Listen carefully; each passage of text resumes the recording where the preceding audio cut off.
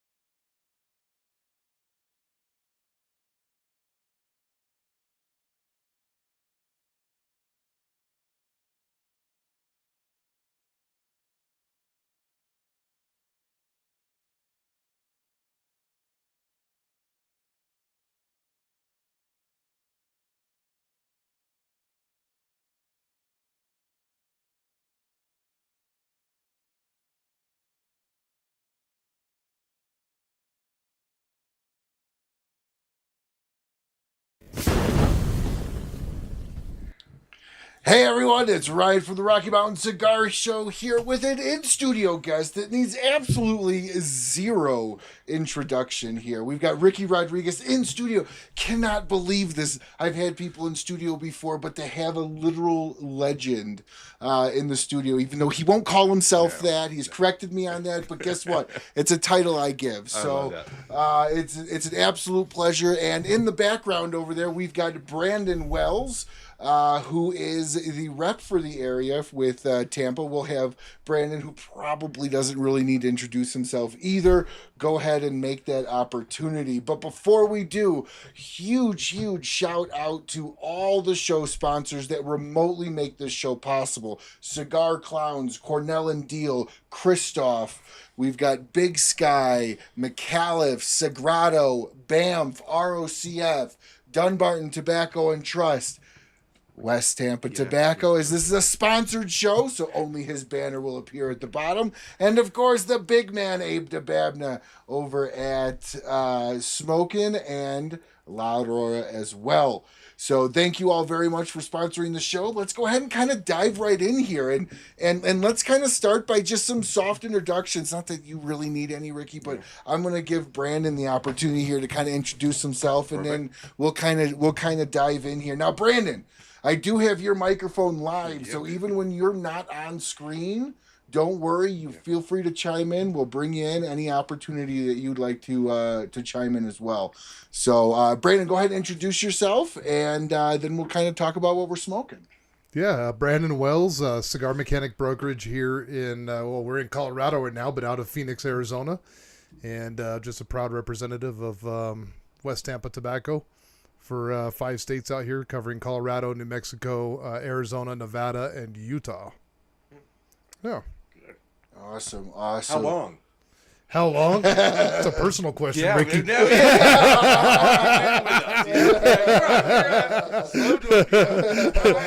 What have I been with you guys for? Just a little over a year, right? Right at about a year now. Yeah. At the trade show. Yep. Yeah. For sure. Yeah. Shook hands at the trade show just before and kissed and signed We're the still contract. happy with you. We're still happy with you. Yeah. And we still have 5 days to go, so. Yeah. A lot of road time left. Is Brandon? Oh no, I guarantee you he's not related to Don Wells from Gilligan Island. I didn't read the question all the way through before I decided to show it up on the screen. Maybe. So, but I mean, he's kind of he's a beautiful guy. Yeah. He might be. You know, who knows? So let's jump in here to what we're smoking tonight, because I have something that Ricky gave me when I saw him and hung out with him for, I don't know, 3 hours plus in Tampa, just talking, learning a whole lot. So I'm gonna show this cigar. So I will let you introduce this. And this is the only segment of the night that we ever do, regardless, and it's the only sponsored segment that we do, and it's by Dunbarton Tobacco and Trust. Thank you so much, Steve Socket. Let's bust out in here to the cigar. What am I smoking, and why does the label look like this? You're smoking the Circle of Life. That label is a sample that we receive when we're working the blend, and that was a final blend. So that is a band for Circle of Life. Yeah, so that was going to come out early this year, but there was some problems with the box, so it set us back about 6 months.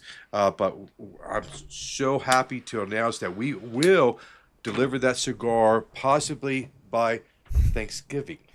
Ooh. So, but it's a worst time to launch the cigar, but the feedback, because we did share that cigar at the trade show, and everybody said, bro, I just need the cigar. I don't care if you just want to put it in a huge tire, just send that cigar, because that cigar will represent itself. You don't have to be packaging, but we're happy, and hopefully you're going to enjoy it. But we had a great time working with some legends. The guy that's making the cigar with us is Ernesto Perez Grillo, so he's EPC. But for me to be able to work with that Hall of Famer and then make a blend with Benji Menendez, Ernesto and me, you just have to pinch yourself as YB.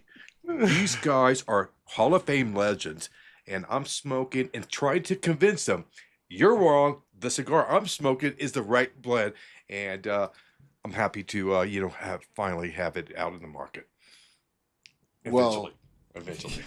Well, you were kind enough to give me two. I smoked one with you. You actually said I'm going to give you one to smoke now, because I want your opinion, one to smoke later. I saved this one. I didn't think I'd be smoking it this quickly, because I saved it specifically for when you ever came in. Yeah. Because I knew this was a pre-release, as you had told me. Don't get those very often, so they're kind of special when you do. It's a little bit of a insider's taste into what's coming. For sure. So, Ricky, what are you smoking tonight? I'm smoking the red right now. We're smoking the red, and so one of here. Thank you. Okay. And it was to receive. Hold on. I just got to show everybody this. This is how you know he's a blender. I'm just going to show you just real quick. See if you could spot what I do. See that? That's called hand picking there, guys. That's called thumb picking. All right, there's no cut. Show you the difference. Did you Cuban cut that? All right, that's like rabbit chewed through there. Right. But no, that's how you could tell. Yeah. If anybody ever does that, there have been a lifelong cigar smoker. It's amazing. But anyways, continue. But to receive the Cigar Aficionado top 25 rating was an honor for us.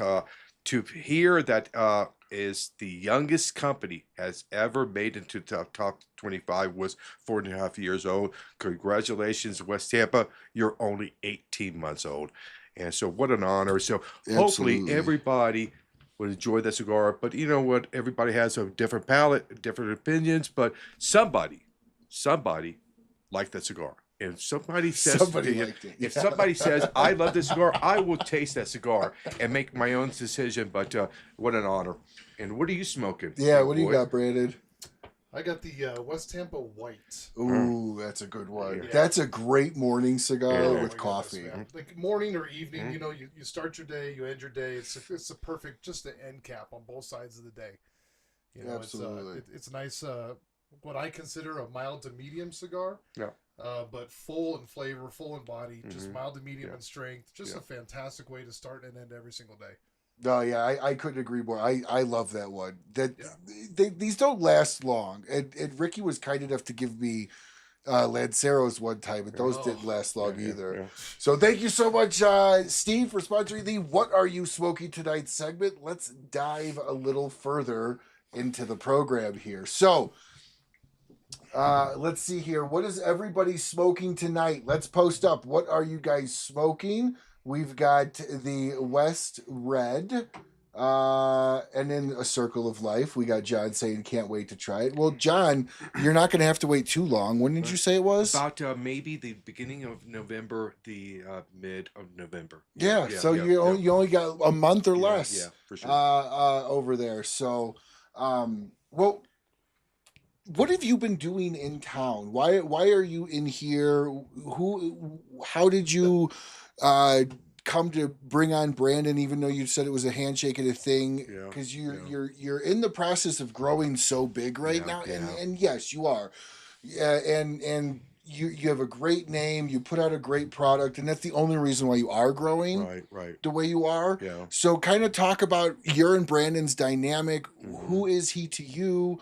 And then Brandon, let's tell everybody how everything is moving out here, and how the brand is being accepted. It's now, you said 3 years? No, it's 2.5 years. 2.5 years. Yeah. Oh, So yeah. coming up to 3 years here Yeah, in 6 yeah. months. Brandon, what's your experience over the last year? So we'll give it to for you us, first. you know what?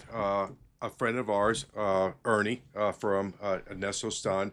I said, Ernie, I need some help out west, and I said, I don't really have a lot of good guys out west, but there's one guy that I don't know who would take you on because he's very busy and he's very sought after. I said, bro, just put me in front of him, and we met at the Big Smoke. Big Smoke, yeah. Big Smoke, and we had a little conversation.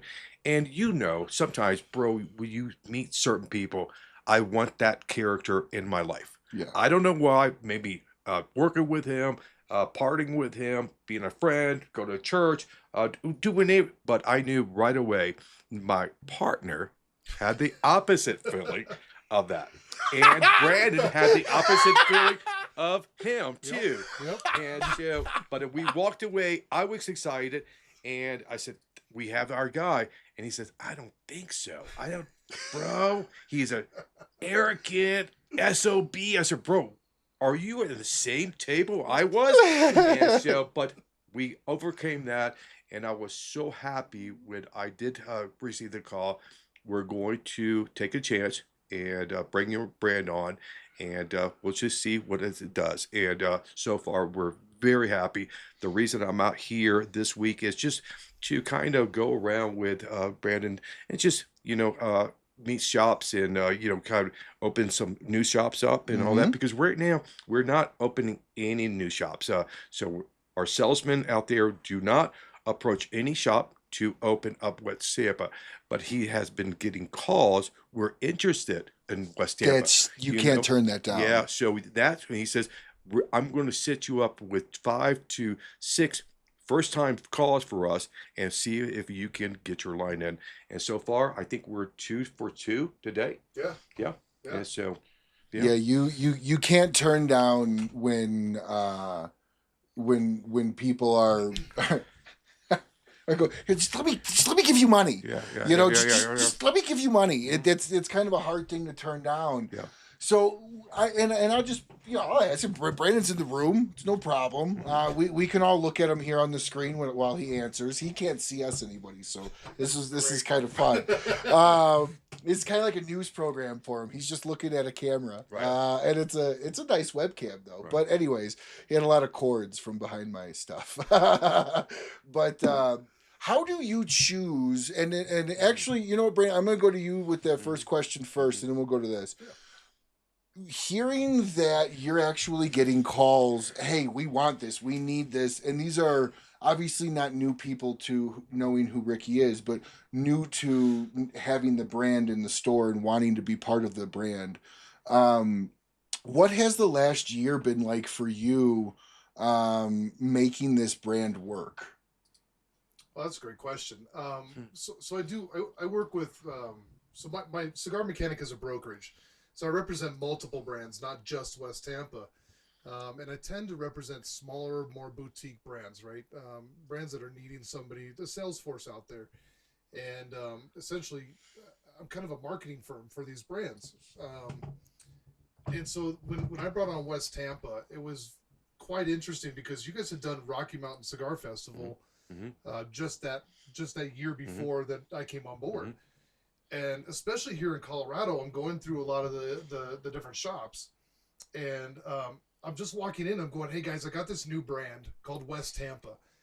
And I'm not kidding, man. I would have 3 or 4 customers bum rushing the table that we're sitting at and saying, dude, when are you guys bringing that in? When are you guys bringing that in? Like, I've never had that experience with a brand. So the excitement that was already there from the customer base because of the work that Ricky and had put in, and Gus on the back end, right? Like the efforts that these guys had already put in, the brand recognition they've gone on, just the presence that Ricky has, right, and the impact that he makes on people is just fantastic, and you don't find a lot of that in this industry.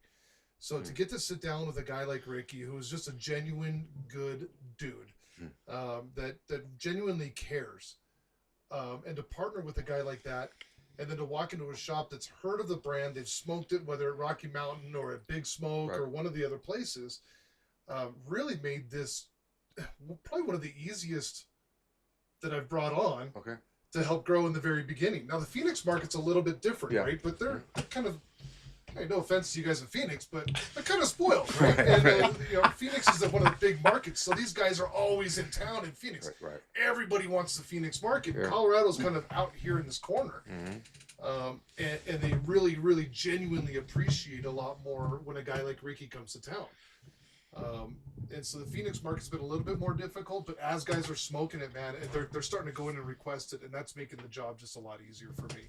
Now, as a broker, you have so many brands. When I say so many, no need to mention any others, but you have several brands that I have 7 cigar lines that I represent. 7 cigar I do lines, accessories and humidification as well. Yes, and Brand's one of the busiest guys this side of the Mississippi in the cigar world. That's the truth. He's barely home. He's always traveling. And he'll be the first to tell you that too. when you ask him, have you been home lately? I don't even remember what the exterior looks like. Bro, just go look at the back of my car and you'll see how much I'm on the road. Ricky's like, where am I going to put my luggage? He actually has a blow-up mattress in the back of his car. So, how do you bringing a new, now again, I'm asking this coming from the standpoint of, yes, I always, and I told this to Ricky when he first shared his cigars with me, he saved his best for himself, in my opinion. And this is some of the best stuff he's ever done. I personally feel, as somebody who was a huge fan of him over at CAO. How is it how do you keep yourself loyal to 7 different lines? Does that question make sense? It's hard. It makes complete sense. Yeah. It's very difficult. And I hate to answer this way because it sounds like a pat on my own back, right? Like, and I don't want to just exasperate Gus's feeling about me about being arrogant. But one of the kindest feedbacks and the best feedback that I've gotten from a lot of the brands that I represent is that they notice that I'm very equal in the way that I handle all the brands. So my social media posts, which Jana does now, my lovely assistant, who's fantastic. I don't know if I could do this without her at this point. She's got a grasp of that, right? And we're really equal about how we post that. I don't really have necessarily a favorite. Sure, I have brands that I make more with and brands that I make less with, but if I can't put you equal on my plane and walk into a shop and say what's going to be a best fit for this shop and for their clientele, then I don't feel like I'm doing my job right, and I don't feel like I'm doing the brand justice. There's been times I've gone in and said, hey man, you know what, like we were at a shop today, and they had been promising to bring in one of my brands, and I had to sit back and say, I don't think that's the best fit for where your shop is right now, but I know that West Tampa is a fantastic fit for where your people are. And I wasn't saying that just because Ricky was Ricky was in the room, but he wasn't. He was talking to another guy, in his little cone of silence, as he called it, talking to somebody else. So I've got to look at what's best for the brand and what's best for the shop, and make sure that we're on that middle guy. Otherwise, we're just throwing cigars on a shelf, and that doesn't help anybody. It actually harms the brand, and it harms my brand, and it harms the shop, and you can't do that. Yeah.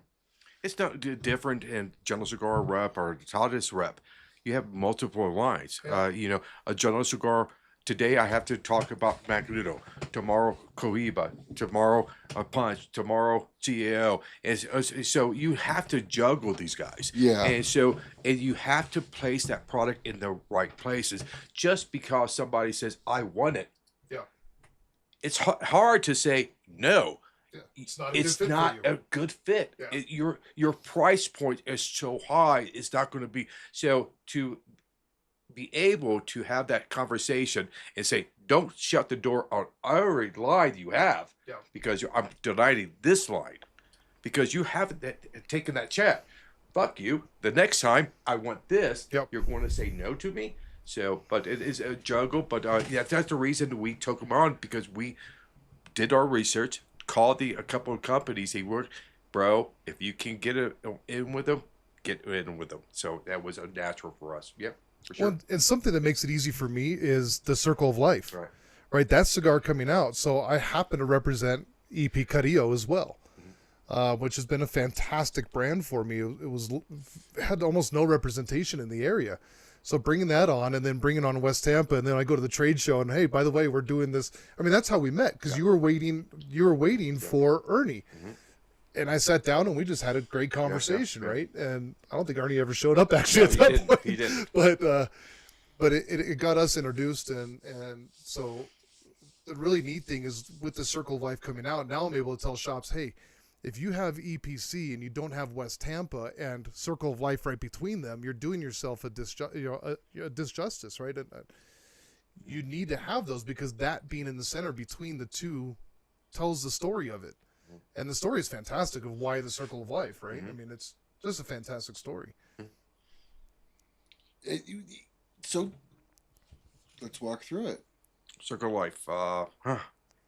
So let's go back in time when. Geez, Brandon's kind of running my show here with questions. I'm sorry. No, this is great. Normally it's like the old podcast part of me. But like it's the setup. It's not even like you lofted up a grand slam for me, and I'm glad I was able to recognize it. Yeah, that's what happens when you get a guy that used to have a podcast. I'm sorry. But if we go back in time, when we formed West Tampa, I remember, Gus saying okay, we have the company, we know our direction, you need to find a manufacturer. And I said, bro, I know it's going to be EPC. I'm going to call fucking Ernesto. Why? Because Ernesto was their first cigar master to train me. So when I went through training, I started with Ernesto. I did Frank Lanessa, Benji Menendez, Mr. Coleman. These are all Hall of Famers. But Ernesto taught me for 3 months only on fermentation. That's all the training that Ernesto ever shared with me, because he says, Ricky, we're all using the same tobaccos. You can take that good tobacco and make it great. You can take great tobacco and make it bad. Fermentation is everything. So if you want to learn from me, learn from what I believe is the most important component or area in your factory, fermentation. So knowing our relationship, I went to Ernesto. Ernesto, I'm leaving General Cigar. I'm doing my own thing. Oh my God, don't do it. Don't do it. It's harder than you think it is. You've been living in a bubble. Don't do it. Ernesto, I've already quit. I'm doing it. Okay, so what do you need to make me a cigar? Really? No. It's a joke. I laughed. Oh, no. Seriously, no, Ricky, because you're so new. If you launch with me, if it doesn't work, you're going to blame me. If it doesn't work, I'm going to blame you. It is going to destroy our friendship. So you're not ready for me, and I'm not ready for you. So sorry. You need to find another manufacturer. Okay, so hold on. With that, I just want to stop you there because I want to keep this thought. What does that? Does that like? Is there an understanding from you after a few minutes, or are you like crushed and then you go, Crushed, I get it, crushed. I get it. No, it took me a week or two. I was at first I was sad and crushed, and then angry that you didn't trust me, that you thought I would blame you for anything, and that it's like a death. It just goes through this, and I said, you know what? Eventually, say he's right. Because our friendship is more valuable in any money we can make together. And I just pulled out, and kind of lucky for me, it forced me to the manufacturer I'm using today. And what a godsend that is. But learning from that experience, when I approach them for Circle of Life, so again, Gus, who's going to make this cigar? Ernesto is. There's no way I want to be on that call again. It broke our heart one time. There's a call, and I called Ernie. So Ernie, he says, Ricky, we're so busy. I don't think we're going to do it. Let me talk to my dad. Don't talk to your dad. I'm going to do a presentation. What is Circle Life? What does it represent for me, for the company, for him? And I did the whole presentation, what the box was going to look like, the design, the story behind us. So this is about my journey, my life story about tobacco. You're the first guy that taught me what I do today.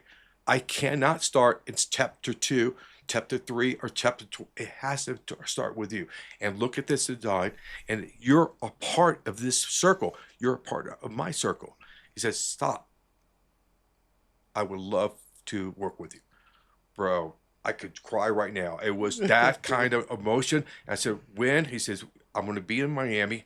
Get with Benji. Let's form a little team, you and me and Benji, and we'll start to work on this project. And it was, for that day, we knew we had something exciting to offer everybody. So if you're a fan of La Gloria or, ABC, myself, wait until you taste a little bit of me and a little bit of Ernesto together, Yeah. What kind of interest is coming out around that? Are you taking pre-orders right now, I assume? Are you in full swing of production sales in yourself, Brandon? Yeah, so we've been taking pre-orders since the show. I mean, we really thought that the packaging would be here a lot sooner, and I know that there were some issues with that, but I mean that's kind of part of the game. Like that's the kind of the underbelly of the cigar game that a lot of guys don't understand.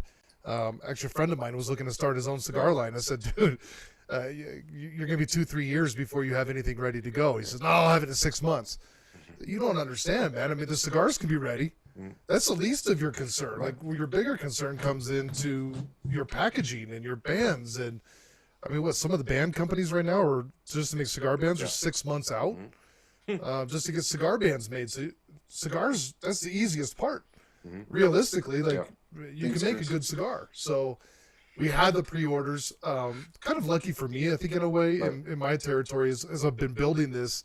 Now we have more guys that are experienced and they're seeing the West Tampa cigars moving. So when it really actually, when we finally get all the pieces together and it's ready to launch, I think I'll be getting a lot more orders at that point.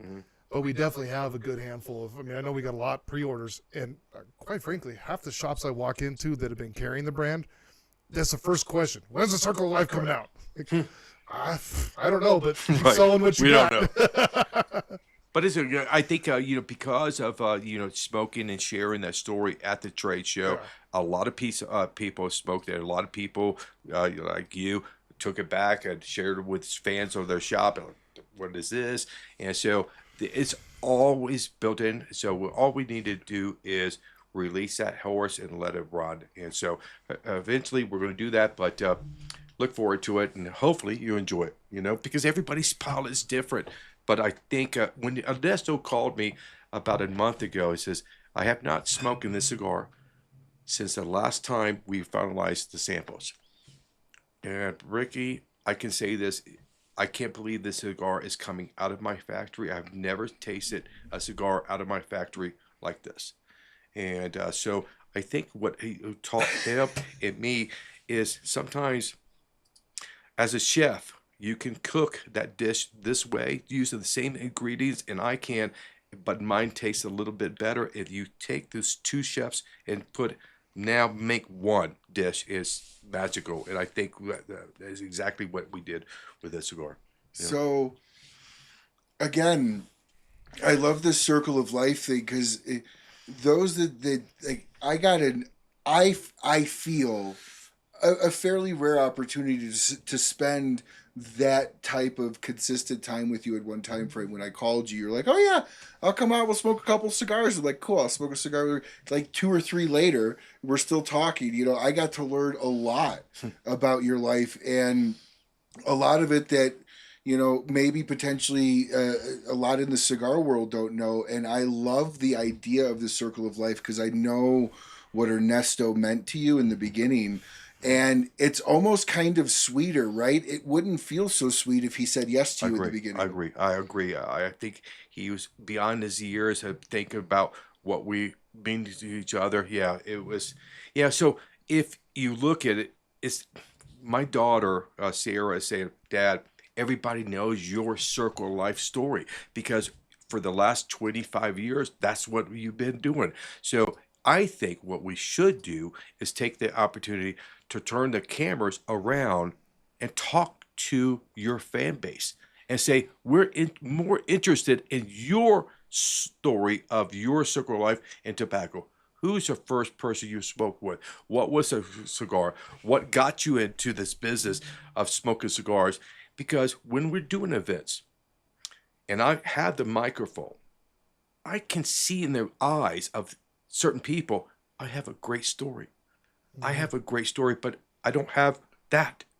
And so now let's share that opportunity for them and say, you can tell your story about Circle Life and your journey about cigars and share it with, and you're going to connect. Maybe you say, my first cigar was not with my grandfather, was with my grandmother.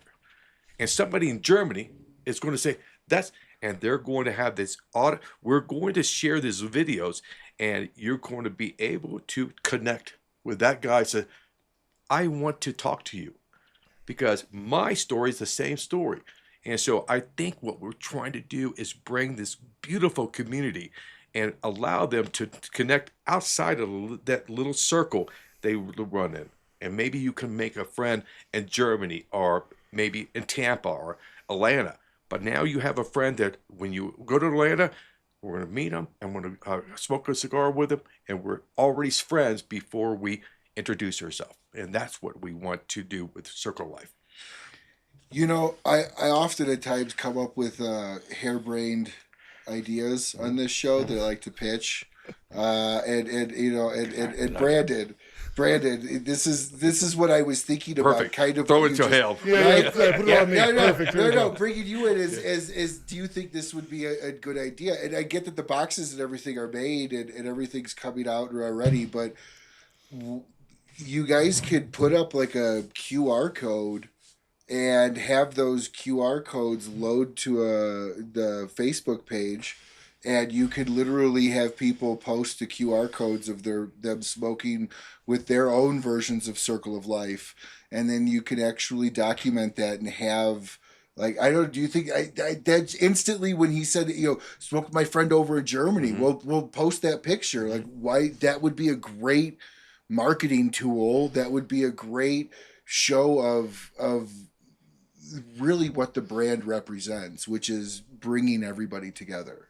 I think you're right because if you look, matter of fact, I think you're sneaking into our meetings because Sarah said that, Dad, let's take your concept of what you did with Attic and do that. So maybe not on the cigar, but we're thinking about maybe a QR code on the box, maybe as a flyer, something that guys, and we'll explain, share your story. 1 minute. Yeah. But the video, a picture, whatever you want to share, and post it to this area so we can share this live for everybody. So, yeah, for sure. I want to connect because, bro, like you, bro, I have met so many great people through this. Yeah. And more people have to discover the beauty of this is not just buying it, smoking it, watching the game. The beauty of this is bringing people from all walks of life. You could be a doctor, I could be a mailman, you could be a cop. We have nothing common but this. It just opens that communication, that door. So, what are you smoking? Yep. What do you do? Why you here? Come here. And so it's beautiful.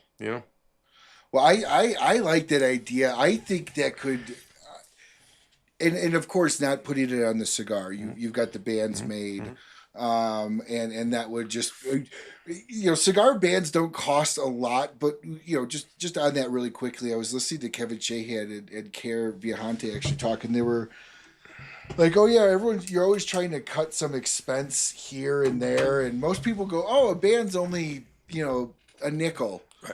But you buy 100,000 of them at a time, or 20,000 of them, that adds up. So putting a QR code might add 2 cents, which doesn't sound like a lot, but the volume I think you're expecting the cigar to do, that comes out to a lot. Yeah.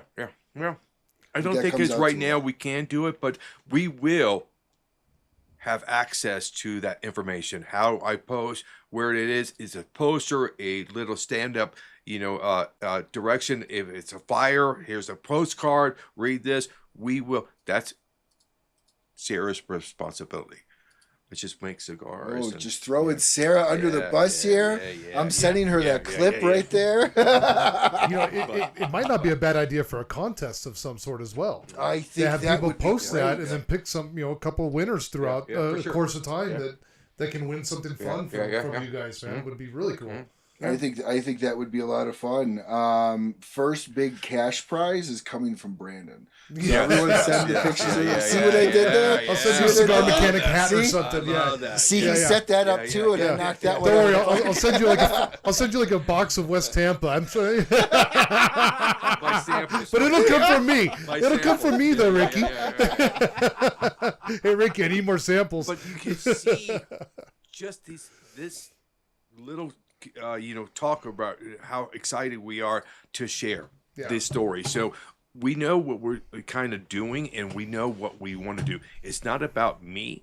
It's about you. And we're going to turn that microphone and the camera your way, and you can talk about anything you want other than life, religion, and politics. No politics. Yeah. So. Hold on. What?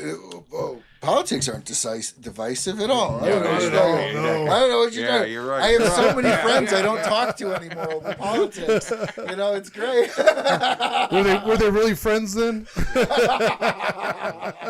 Hey, I want to step back real quick because I just want to share just a real quick snippet about the Circle of Life story, because there's so many stories in this industry, and I just know from back 20 plus years ago when I started smoking cigars, wondering like, are these stories bullshit or not, right?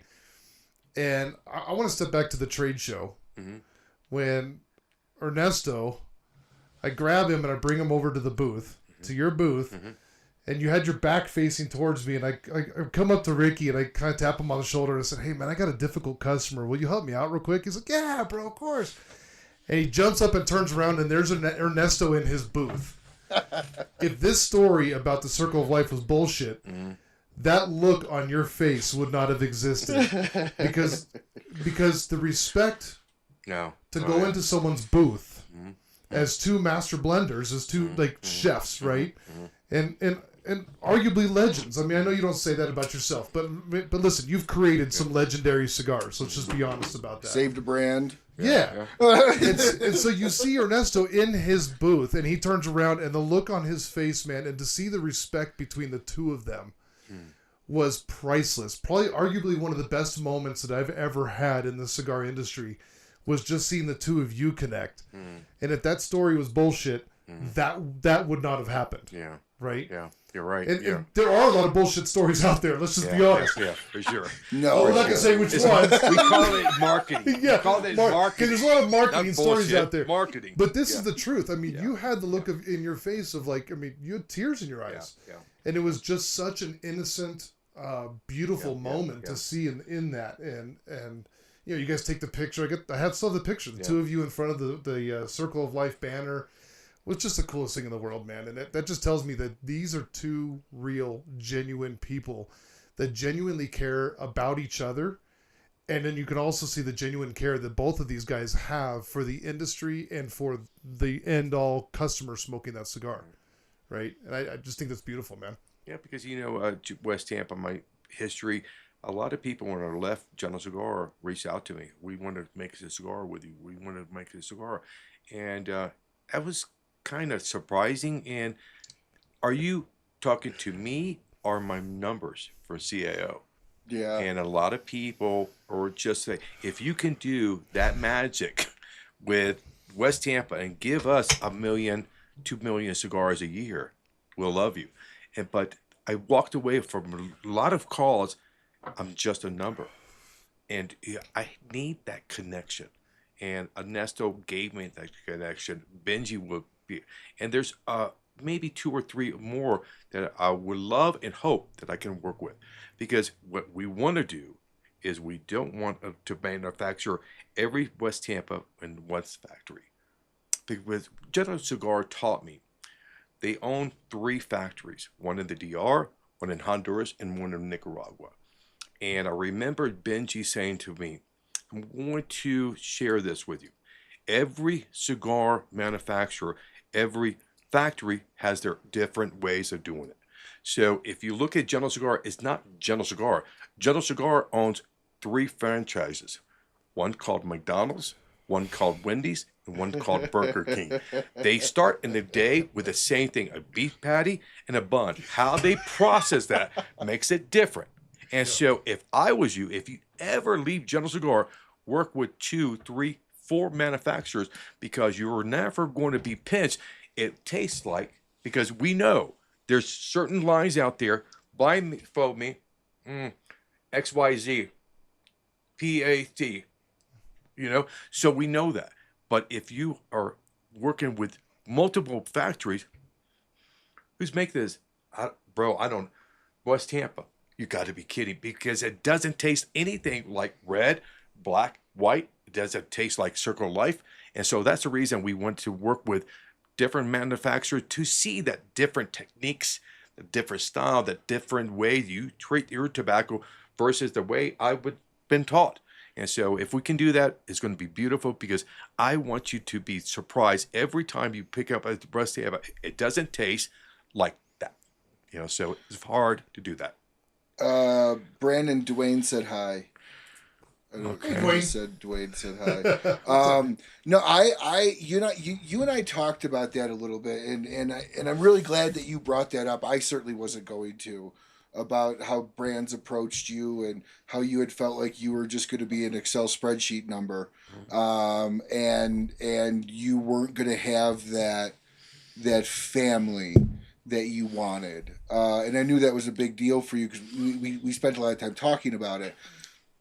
So what would you say to somebody that says, well, making each one of your cigars at a different manufacturer is not really feeling like it's loyal? And I'm only asking the question because you were a general man. Right, you were right, a loyal right, man. Right. So people are going to go, that's ingrained in you.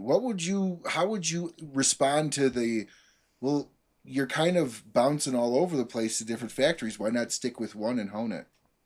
All right, so respect for that country, for the factory. So if I work in the DR, that's not to say I don't like Honduras or Nicaragua. If we work with Nicaragua and the DR, doesn't say I don't like Honduras. It's just I have not found somebody to work with. But as far as it's respect. When you approach a manufacturer, you have to say to yourself, I'm not here to run their manufacturer. I'm not here to run their factory. You just what can you offer us that we can work together and blend the cigar? So jumping around is not bad. Jumping around for the purpose of money, that's bad. Okay, so that's your different jumping around for the purpose of perfecting your trade, your ability to listen to new music, Right. try new ingredients. French trained chefs often actually go to France Yeah. to train in multiple different locations and varieties. So what you're saying is doing it for the money because one place can give you a better deal versus doing it out of the love of the product and producing the best product you can. That's the big difference. I will walk away. I Okay. will walk away because I know there's manufacturer out there that all I need to do, made by XYZ. Oh my God, there's a built-in fan base, but I don't need them. They don't need me. If you want to work, like going back to shops, we're not seeking out opening shops. If you want to work with us, we'll work with you. Yeah. If a manufacturer that I really respect calls me, the next project, please give us a shot, bro, all day long. But you have to be able to say to that manufacturer, like we said to Garmindia, if you think every cigar that we're going to release for the next 5 years is going to be 3-year factory, you're wrong. I am telling you right now, before you sound any contract, I will be working with multiple factories. If that's going to be a problem, I'll go down the street. And no, as long as you can give me, and don't steal that from me, because the worry of a lot of factories, if I go to work with a small factory and another big factory says, I can take that blend over and maybe give it to you for cheaper, a lot of people will That's leave. the money side. That's the money side. So I said, if you, I can say, swear to God, trust me, is all words. Proof is the pudding. I will never do that. And so far, he believes in me and I believe in him. There's no reason for me to take red, white, and black and, Atlantic and say, hey, can you make this blend cheaper than this guy? So for me, it's just about the love of the tobacco. I've been trained by legendary old guys. It's all about this, not about the money. Money kind of screwed everything up in this business. It really did, because it's easy to make money. It really is. It's hard to stay grounded to your purpose of what you're trying to do, because the money will come back. Bro, I right now can go to all the big catalog guys right now and say, Oh yeah, you could. shut down every brick and mortar and I'll make more money, but I will be miserable, because it's just, how do I connect with my fan base? Through the internet. So I need that personal one-on-one. I love shops. If anything, I'm more shop driven than catalog driven, because catalogs is very easy to work with. It's a lot of money, but again, money pollutes a lot of this industry. And so I was just taught, believe in your product, you'll make money in the long run. If you want a short run, you're not going to last. You're not going to last. Well, I think, with loyalty, like that's one of the reasons why I chose to bring you guys onto my brokerage, is because I can just see in the time that we spent, the short amount of time we spent together, that you have a loyalty. Mm-hmm. And so just because we're making cigars out of different manufacturers doesn't break any kind of a loyalty, right? Because like you said, the red, the white, the black, the attic are all going to come out of the one factory. Circle of Life gets to go to this factory. So it's more of a spreading of the energy. Mm-hmm. And a spreading of like the knowledge, and be able to bring multiple people into the one brand. And I think that's fantastic for the consumer base, because they get to experience other factories, mm-hmm. whether it be small or large factories. But in my heart of hearts, when I met you, mm-hmm. and I think that was part of why like we connected, right? Was because of the loyalty. I made a promise to you at that show, right? And followed through with that. You made a promise to me and followed through with that. And that loyalty is why, that is the number one thing on my checklist of why bring in a brand into my brokerage, mm-hmm. is loyalty, mm-hmm. right? Because kind of like you talked about with the cigar side, for me, I could build this brand into XYZ numbers, mm-hmm.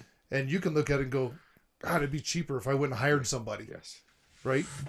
And just completely ignore the fact of the guy that was alongside with you, partnered with you, building that, right? But you're not that guy. Yeah. Right? You're not that guy. You see the value in those partnerships and in growing together and continue. Like, you're the guy that says, okay, we hit this number. How do we get to this number? Right. How do we get to the next step?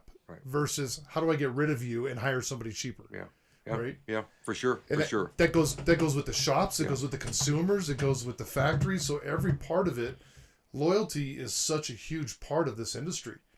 And when that gets forgotten, you start seeing brands struggle. Mm-hmm. Yeah, for sure. You see, manufacturers that have a rep going in every 6 months, a new rep.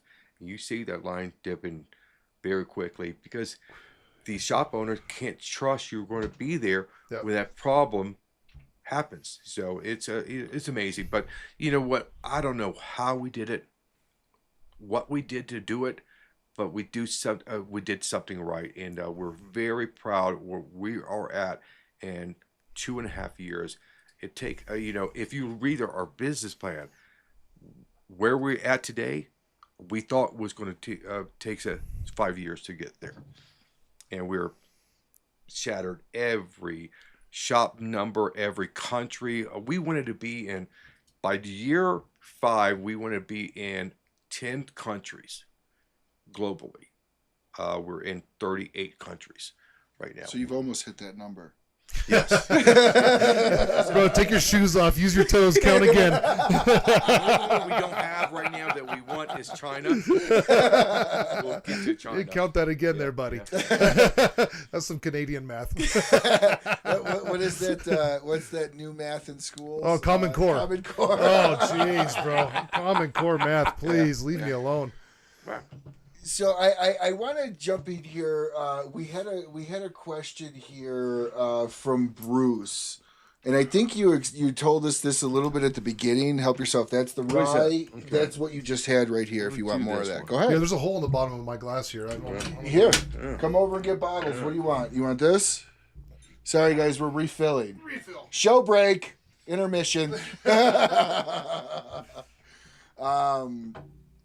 I think you told us a little bit at the beginning. Yes, Axe in the Oak. Yeah. Very, very good. Mm-hmm. Very good. Yeah, I have a bottle of this at home. I need to open it up. I have not opened All right, it. Bruce. What Bruce is that? Can you? This is Bruce Stark. Good eye, Bruce. He Good eye, asked Bruce. If you could tell us the blend again of the Circle of Life.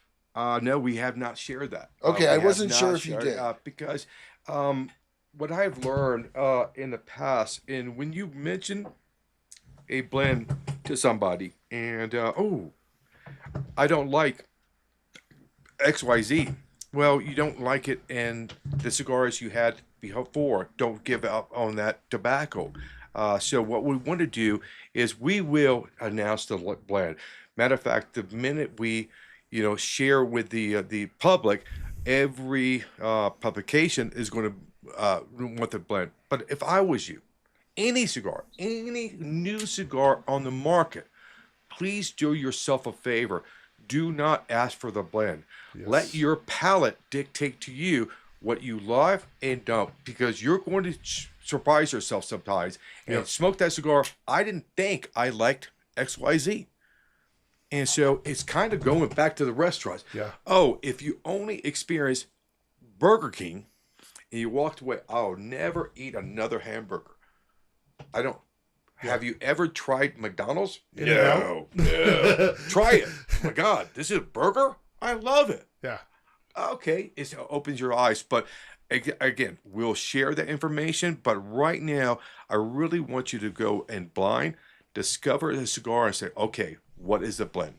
And then we'll share that blend. We'll make sure you have the ability to find that blend. But for me to you, please try that cigar for the first time. Blindfold it and kind of experience that cigar and say, okay, now surprise. Maybe answer your own question. What do you think a blend is? And say, okay, I was right on one of the 4 tobaccos. Yeah, right. So Maybe. I need to train myself. Now I'm going to throw a disclaimer in here because I don't want anybody to come after Ricky. If you're going to smoke it blindfolded, please cut it and light it before you put the blindfold on. Good idea. Good idea. Good idea. Yeah. Yeah. I could just see somebody going, I burnt myself, and it was Ricky told me to do it. Now somebody else owns West Tampa.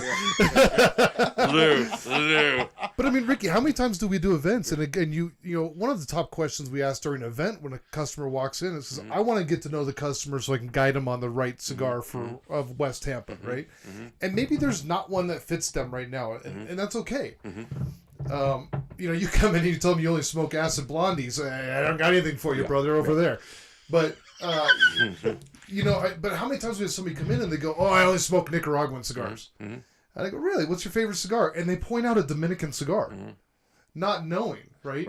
And I think so often, and just as men in general, right? Not to get like all philosophical and everything, but just as men in general, we want to sound educated. Oh, for sure. So we don't want to sound stupid.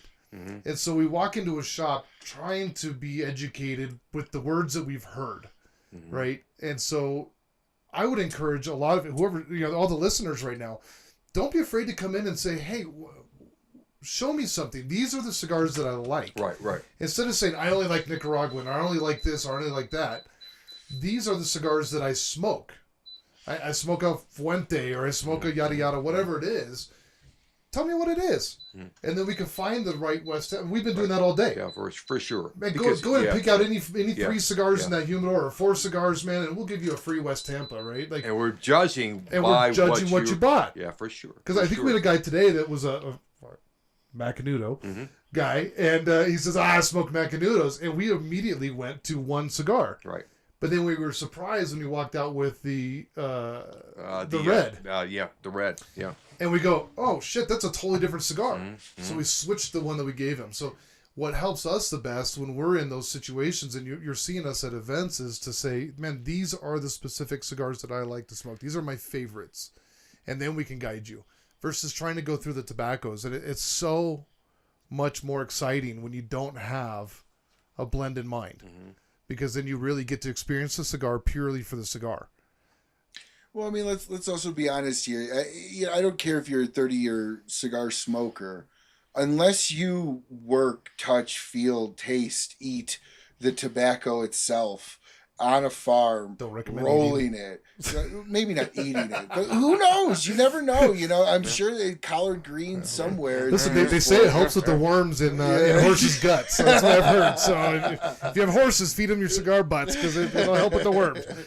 But I mean, it's you know, unless you're intimately involved with that level of tobacco, it's kind of like, you know, you could be an expert cigar smoker in your own right, but your palate's probably not going to be that of which a master blender would be. So it's like you had said, Brandon, it's kind of like we all want to sound smart. Oh, it's a Habano 2000. It's this, it's that. But the reality of it is, if you were to ask somebody, have you ever smoked a Habano 2000? Oh yeah, I've had an XYZ cigar. Yeah, but have you ever smoked a Habano 2000? Yeah, just a Puro. Just by itself. It's just a Fuma. A Fuma, right? You know, like they're going to go, no. And you're going to go, well, then you really, truly don't know what that's like. I hate capers. I hate them. They're perfume balls. But inside the right recipe, in the right sauce, they're great. I couldn't tell you if it was the caper that made that great, but I can tell you I was able to eat it with the caper in it. And I think that's kind of what you're going for is smoke it first and then ask what it is. You know, I have a rule in life for trying everything. I try everything 3 times. All right. And it's food. Food's a little bit more than 3 times, but you know, if I was going to say only 3 times. Shut up, Brandon. All right. Brandon's no longer on the show. His camera doesn't work anymore. Damn it. The microphone's not working. But, you know, the first time you try it, you go into it with no expectations. Second time you try it is only to confirm the first time. And the third time is what is the time that you actually decide if you like it. You have to set your baseline. The second time you try something's your baseline. Because you now have tasted that twice. And then the third time you can go, you know, I just don't like it. Or, man, I love it. You know, if I asked what was in some of the pots and pans and stuff like that in Gray and Granddad's in Florida, I wouldn't have eaten. Right. You know, and you don't want to ask what's in your McDonald's burger anyway. So you just go eat it, right? Like you don't Once want you see you make that hot dog, Yeah. I just want to enjoy that. Yeah. I don't want to know what's in it. lips and assholes and hot you know, dogs. at the end of the But day, I at just the want to end know of it's the good. day, you know, you can prove to yourself. You can take your favorite cigar you've been smoking for 10 years. If you have a bad day and your wife is bitching about you didn't clean the garage, you didn't mow, all of a sudden that cigar that you tend to love doesn't taste good. So when you experience a cigar for the first time, remember it was a bad day, angry for traffic. So what's new? Try this one. It does good. it's not hitting it for me. Yeah. Really, bro? Here's another one. Yeah. Mellow out and smoke it on Sunday morning. Yeah. And so I have never, ever walked away from any blend smoking at one time and say, this is what we do in the manufacturer. Okay, we have the top 3 blends. Take them home and smoke them where you smoke your cigars. Because every cigar in that factory tastes great. Why? Because you're around friends, you're seeing it, you're feeling it, you hear the cutting of the tobacco, you're smelling it, you see that everybody's happy. This is a great cigar. Go home, smoke it by myself in my garage. What? Yeah. What is happened? this? Yeah. What is this? So, I agree. If you don't experience a new cigar 3 times, you're missing boat because you may walk away from a great cigar because you had a bad day. Yeah. And you all of a sudden, I'm never going to try that cigar again.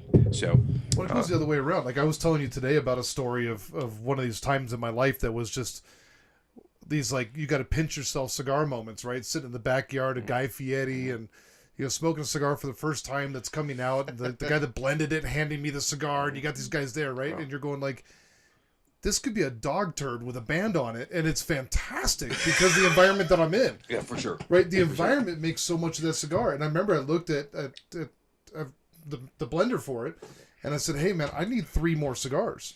Because he goes, "What do you think?" I said, "I think I need 3 more." And he's like, "Really, dude?" And I'm like, "I'm not. This isn't a greedy thing, but I want to smoke one after my wife yelled at me. Yeah. I want to smoke one in traffic, and I want to smoke one when I'm like hungry and dehydrated at altitude, because." It doesn't matter what that cigar was right then in that moment. You talk to guys, and what's your favorite cigar?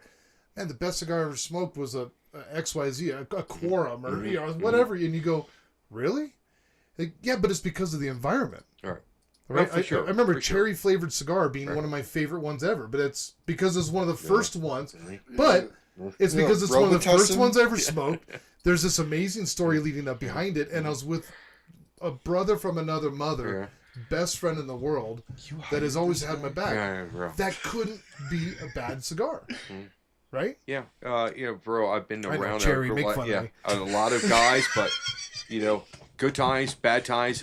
You want that cigar that is be there like a best friend. Yeah. Sometimes you know, bad day. I know what I want to smoke. I hate when we're doing events and somebody walked in, don't know, and then he has that cigar, and I'm going to change his mind. Don't buy your favorite cigar that you want. Yeah. Try mine. Yeah. And I should say, do me a favor. Buy your favorite cigar today, and here's a free cigar. Try it tomorrow. Yeah. No, because I guarantee you he's going to grade me like a straight line. No curve for that. Oh, it's horrible. So, well, even like what we did today, where it's like buy any of the 4. The guy bought, I think, 3 Macanudos today, and we gave him a free red. It's interesting to me because the first cigar that guy's going to smoke today is going to be the West Tampa Red. Yeah. Why? Free. Because, well, it was free. So my 2 favorite cigars are the free one and the one I haven't smoked yet, right?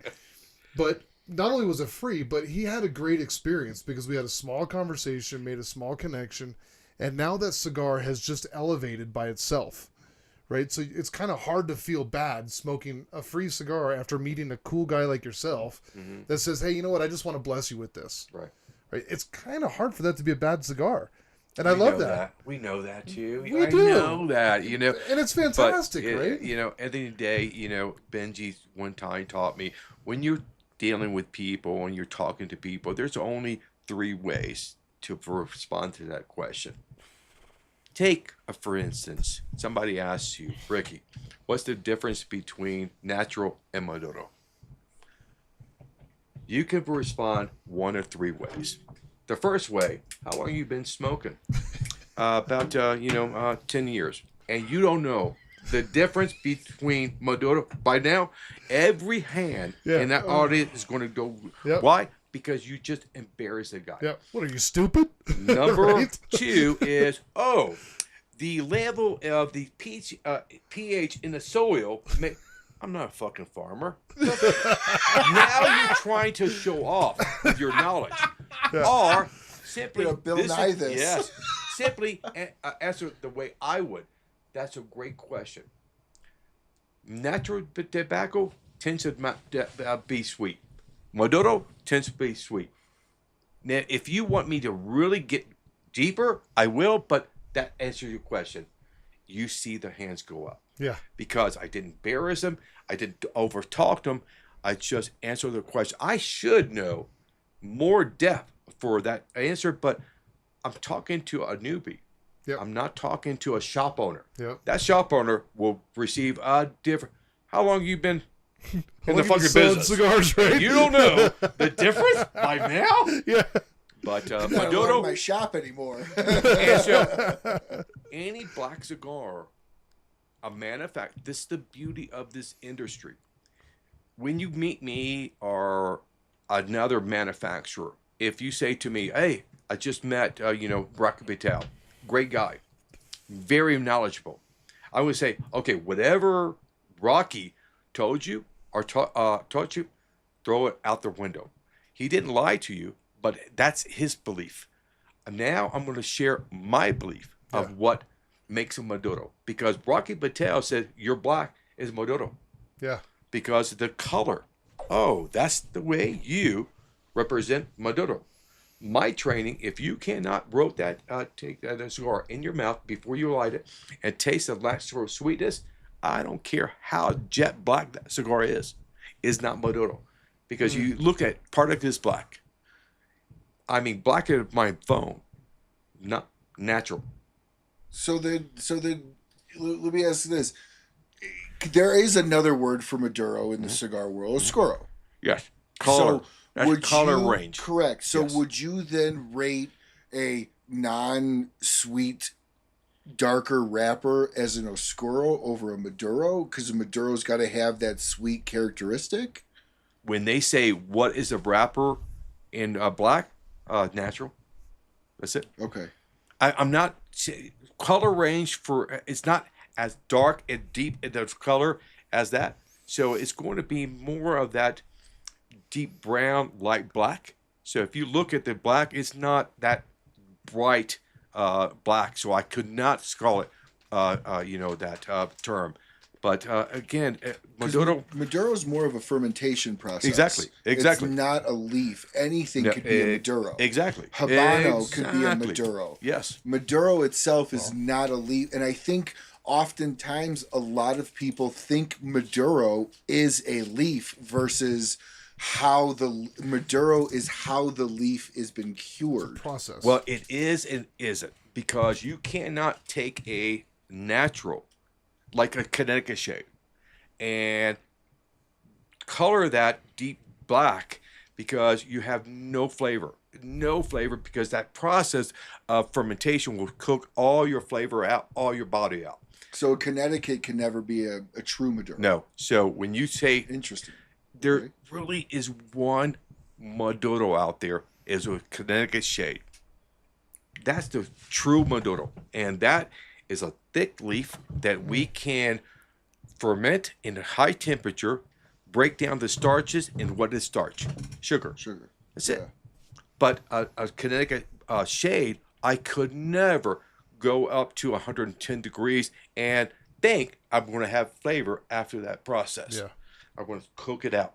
But if you have a thick tobacco leaf that I can heat up, long fermentation, and break that starch and turn it into sugar. So for me, my belief is when you see these two wrappers, they're the same. if I blindfold you and give you a fuma of these two wrappers, which one is the white, which one's the black? You should respond, I'm not dumb, but you just gave me two of the same. Either two of the white, two of the black, but you didn't give me black and white. Take your blindfold off. Oh my God. Oh my God. So we made the cigar to focus on the wrapper. I want to highlight the wrapper, downplay the filler. But because I'm using the same tobaccos almost, how do I give you a different experience? Okay, downplay the wrapper, highlight the filler. So if you look at a manufacturer, you can say to the manufacturer, are you concentrated on the fillers or the wrapper to give me my experience? And he'll say the wrapper or the filler. And to prove this point to you, take your favorite cigar that you've been smoking for years. Cut the bottom inch off. Exactly. And experience that cigar. If you like that, oh, that's my cigar. That manufacturer was keying on this. If you like that cigar, what is this? This is not my cigar. Just wait until it hits that wrapper. There's an explosion of flavor. He's concentrated on the wrapper. And you can prove to yourself every cigar you smoke. You can say to yourself that manufacturer were highlighting the filler or highlighting the wrapper. Now, the way you went about in explaining all that, you gave a lot of what I think is insider information in that. And that's honestly what I've enjoyed being able to like have these conversations with you, because there you tell great stories, but you don't pull wool over people's eyes. Like, you just walk through your definition of Maduro in such a way that anybody watching now has a newfound understanding of that. Why do you think a lot of manufacturers, and maybe it's time, and if that's the answer, I can live with that, but why do you think a lot of manufacturers don't go into, I feel like there's, and Brandon, you know, correct me if I'm wrong, but I feel like there's just so many common names out there that are kind of thrown out definitionally wrong. Right. Yeah, for sure. And I think part of that is just, I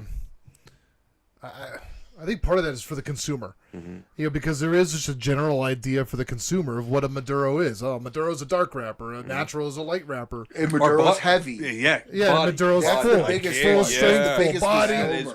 Oh yeah. Yes. But you get some of these you cigars get too. sick. I mean, Yeah. that you can. Yep. God, you get overwhelmed, and it's a light wrapper, or you get a darker wrapper that's it's not that strong, right? And so I think part of that is just for that simple reason, because guys like Maduro, so I need to create a Maduro cigar because that's what guys like. I think some of the manufacturers out there miss, and correct me if I'm wrong, Ricky, but they miss what the consumer full concept of a Maduro is, which I think in the average consumer's mind, and I know I was this way for a long time, a Maduro means it's dark, it's oily, and it's full. Right. Yeah. Right. If I didn't eat something, I'm gonna throw up. It's gonna punch me. Right. Yeah. And that's not always the case. I No. know some of the brands I work with, I have to explain that, guys. No, don't be afraid of the Maduro. It's okay. I've had some pretty mild, medium minus, mild plus Maduros, and have been like, makes a Maduro. A child can smoke that. And arguably, your black, yeah. the average consumer would consider the black a Maduro, right? And I explain it to people as a Habano Oscuro, right? And then they go, "Oh, it's a Maduro." You know, you get that guy that smokes mild. I smoke the black. I smoke mild to medium cigars primarily. I don't smoke a lot of full stuff. Yeah. It's also about the manufacturer. If you go to Popin, the chances you're going, because they like to deliver what they're known for, that spice, that full body. So it's hard for them to make a mild cigar because they're not used to working with that tobacco and how to train that tobacco to perform that way. That doesn't mean they're wrong or right. It works for them. Well, and I'll take it a step further, because, you know, my father was one of the first brands that I felt, because as a cigarette smoker, I liked the heavy nicotine, heavy pepper, you know. I graduated towards that. It's weird. In the beginning, I graduated much towards the heavier. Now I'm kind of much more well-rounded, not only in figure, but in cigar world. I think that happens with a lot of cigar smokers, though. They start to discount, you know, they go, oh, I want a full cigar, because they're trying to, again, like, we're trying to be men, right? Oh, look at me, I'm smoking this full cigar. I'm smoking. And I try to educate consumers on that, like, especially nowadays.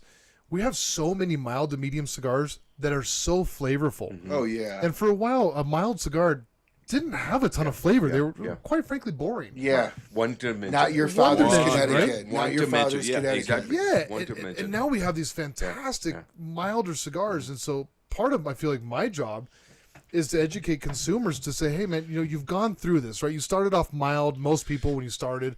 Then you worked your way up to full as you started to learn, like, kind of, you know, how to handle nicotine content. Now start working your way back down, because now you have experienced strength, but start going through almost backwards and experiencing flavor.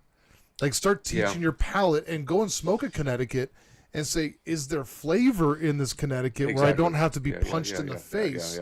I can just enjoy a cigar. It's literally how we drink. Yes. If you think of it. We start with our father's light beer. By stealing them. Then we go straight to liquor. And then after Did you say stealing your dad's light beer? And then and my dad didn't drink, so it was always my buddies. Here you go. Here's my age. Here's my age. Red Dog. Oh, there's my age, bro. There's my age right there. Red Dog out of the fridge. How are you alive? Which is not very good beer, guys. No. There's a reason it's not around anymore. It's gone for a reason. Was that even beer? It was red. And then you go to like Everclear when you're in college. You go to the extreme, and then when you're in your 30s, you're like, I want to start drinking for flavor. So you have 30 bottles, and you cherish them. It's kind of in that same thing. You're going to start in one genre, go to the extreme of it, and then kind of work your way back through to get a variety of flavor profiles. And then start drinking Axe and Oak, right? Yeah, and just start drinking Axe and the Oak. Absolutely. To Best me, bourbon in Colorado. it's sad when somebody says, I only smoke full body. Yeah. And so, okay, you're walking to a humidor that you're cutting out about 80% of gray cigars. You know, you can smoke a full body cigar once in a while. Every cigar, no. There's so, as manufacturers, what I've noticed for Benji, Ernesto, Frecanessa, anybody, they smoke mild, medium, and full body cigar. When they elect to share those cigars with you, it's different. So they're not going to share. A Benji will never share a full body cigar. Have a cup of coffee and start our day. Yep. I'm going to open your palate with a mild cigar, and it allows you, if you're a cigar smoker that wants to sit down and smoke 2 or 3 cigars, if you start with your full body cigar, you're done. You're done. Your second and your third cigar, or you're just smoking to smoke. Yeah. You're not tasting anything. But getting back to your original question about certain manufacturers don't share this information with the consumers. They keep the fairy tale kind of going. Kind of that, and also they're not that teacher. Because we all had teachers that knew the book, but they only had one direction to share that knowledge. And if you don't apply yourself for that direction, you're lost. Yeah. And so Benji was always saying, do not be that person. Share your information in bite-sized pieces that they can understand. Don't overwhelm them, but a certain manufacturer, I've been in a manufacturer, and I said, bro, get that guy off the stage. He's so uncomfortable. He's not a performer. Just because you're a manufacturer doesn't mean you can put that mic in front of me and the lights and talk to 1,000 people. Oh, yeah. And they are just so smart, but one-on-one, Ernesto Perez Carrillo.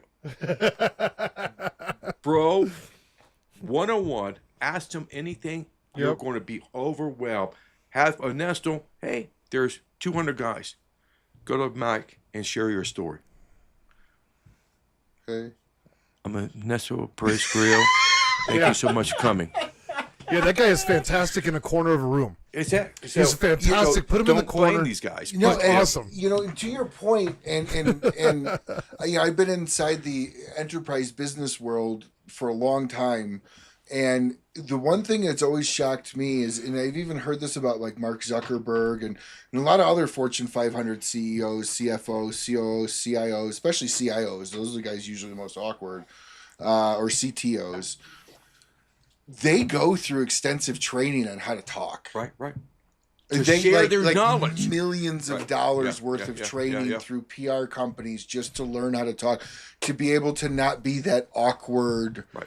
Because you're right. Not everybody is not the same in a crowd, but you pull somebody side by side, and now you're in a totally different environment with them. I was gonna say, you ever watch Elon Musk talk? Yeah.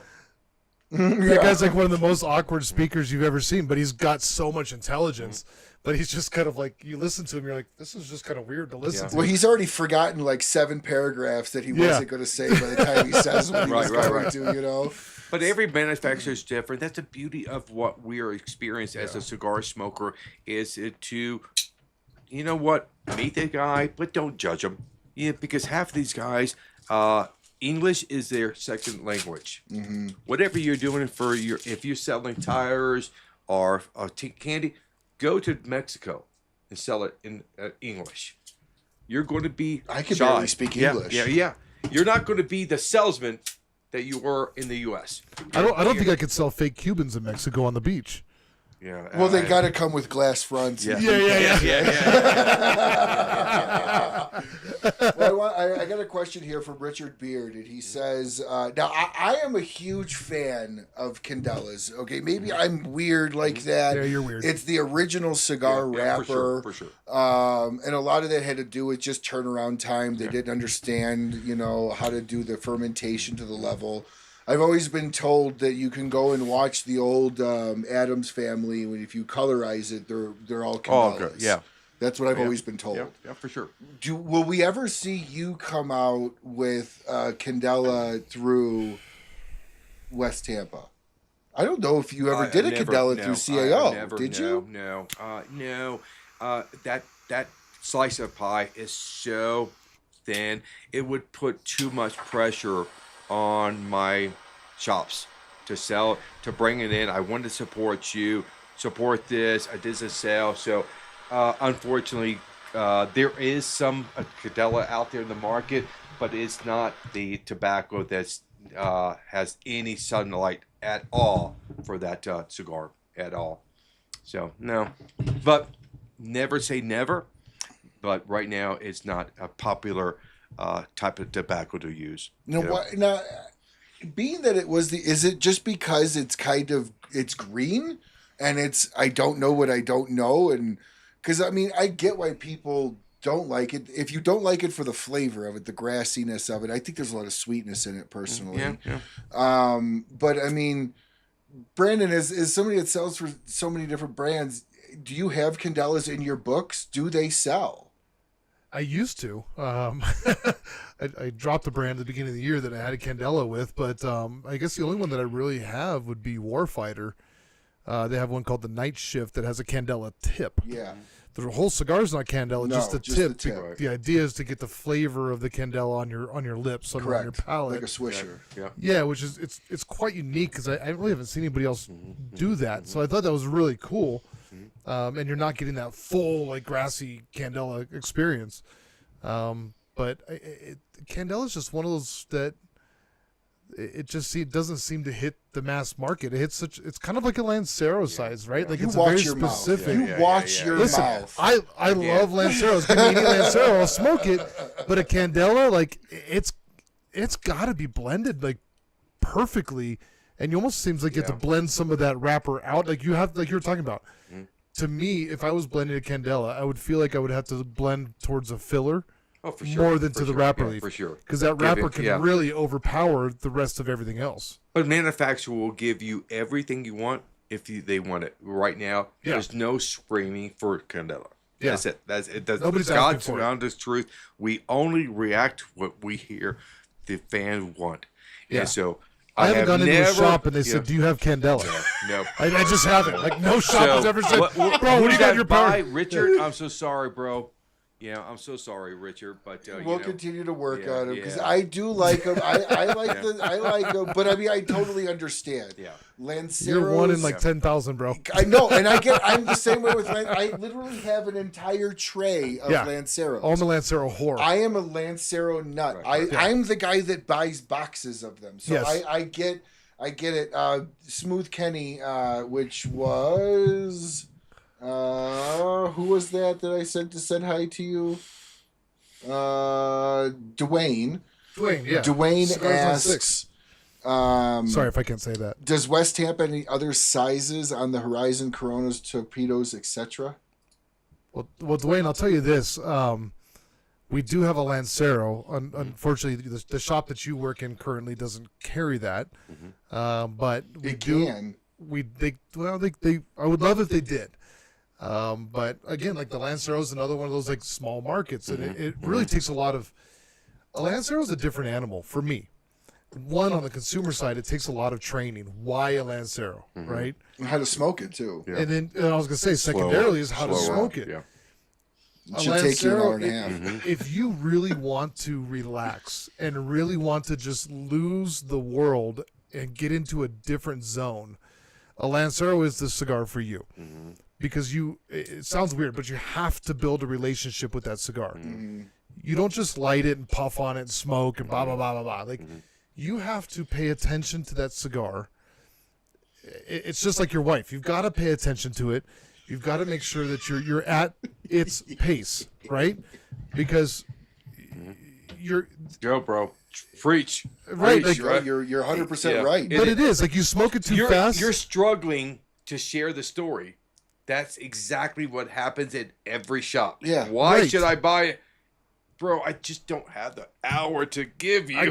don't. To I gave him. explain. I gave a Lancero Yeah. to a buddy. He finished it in 45 minutes. Yeah. And Oh, that's too quick. He goes, dude, it was burnt. And I said, of course it it was was. hot. It was I said, tarry. of like, course. He yeah. goes, dude, it was running. It had a cherry. I said, dude, course. that thing, it was 7 by 38, 7.5 by 38. Yeah. I'm like, that should have taken you an hour and a half. He goes, really? Yeah. I'm like, yeah, dude. You Like, want to smoke that slow right down. on the edge of it going out, right?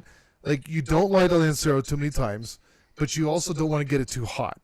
And so it's like smoking right on the edge of that cigar, of like where it's like thinking about going out, but you're just keeping it alive, man. You're just it is. It's a waltz, not breakdancing. Thank you. It's a waltz, not breakdancing or Take your disco, time. right? Like Take your time, you bro. take your time. Take It your is a time. relationship cigar, but Yeah. if I really have the time to sit down and I want to fully unplug, a Lancero is the perfect cigar for that because I have to focus on that cigar. Yeah, and so I'll share something that Steve Saka taught me. You should be able to hold your cigar like this. Yeah. And he said this is how you should smoke a Lancero. You should always be kind of like gripping the cherry a little bit. And he's like, if it's hot down here on any cigar, you're smoking too fast.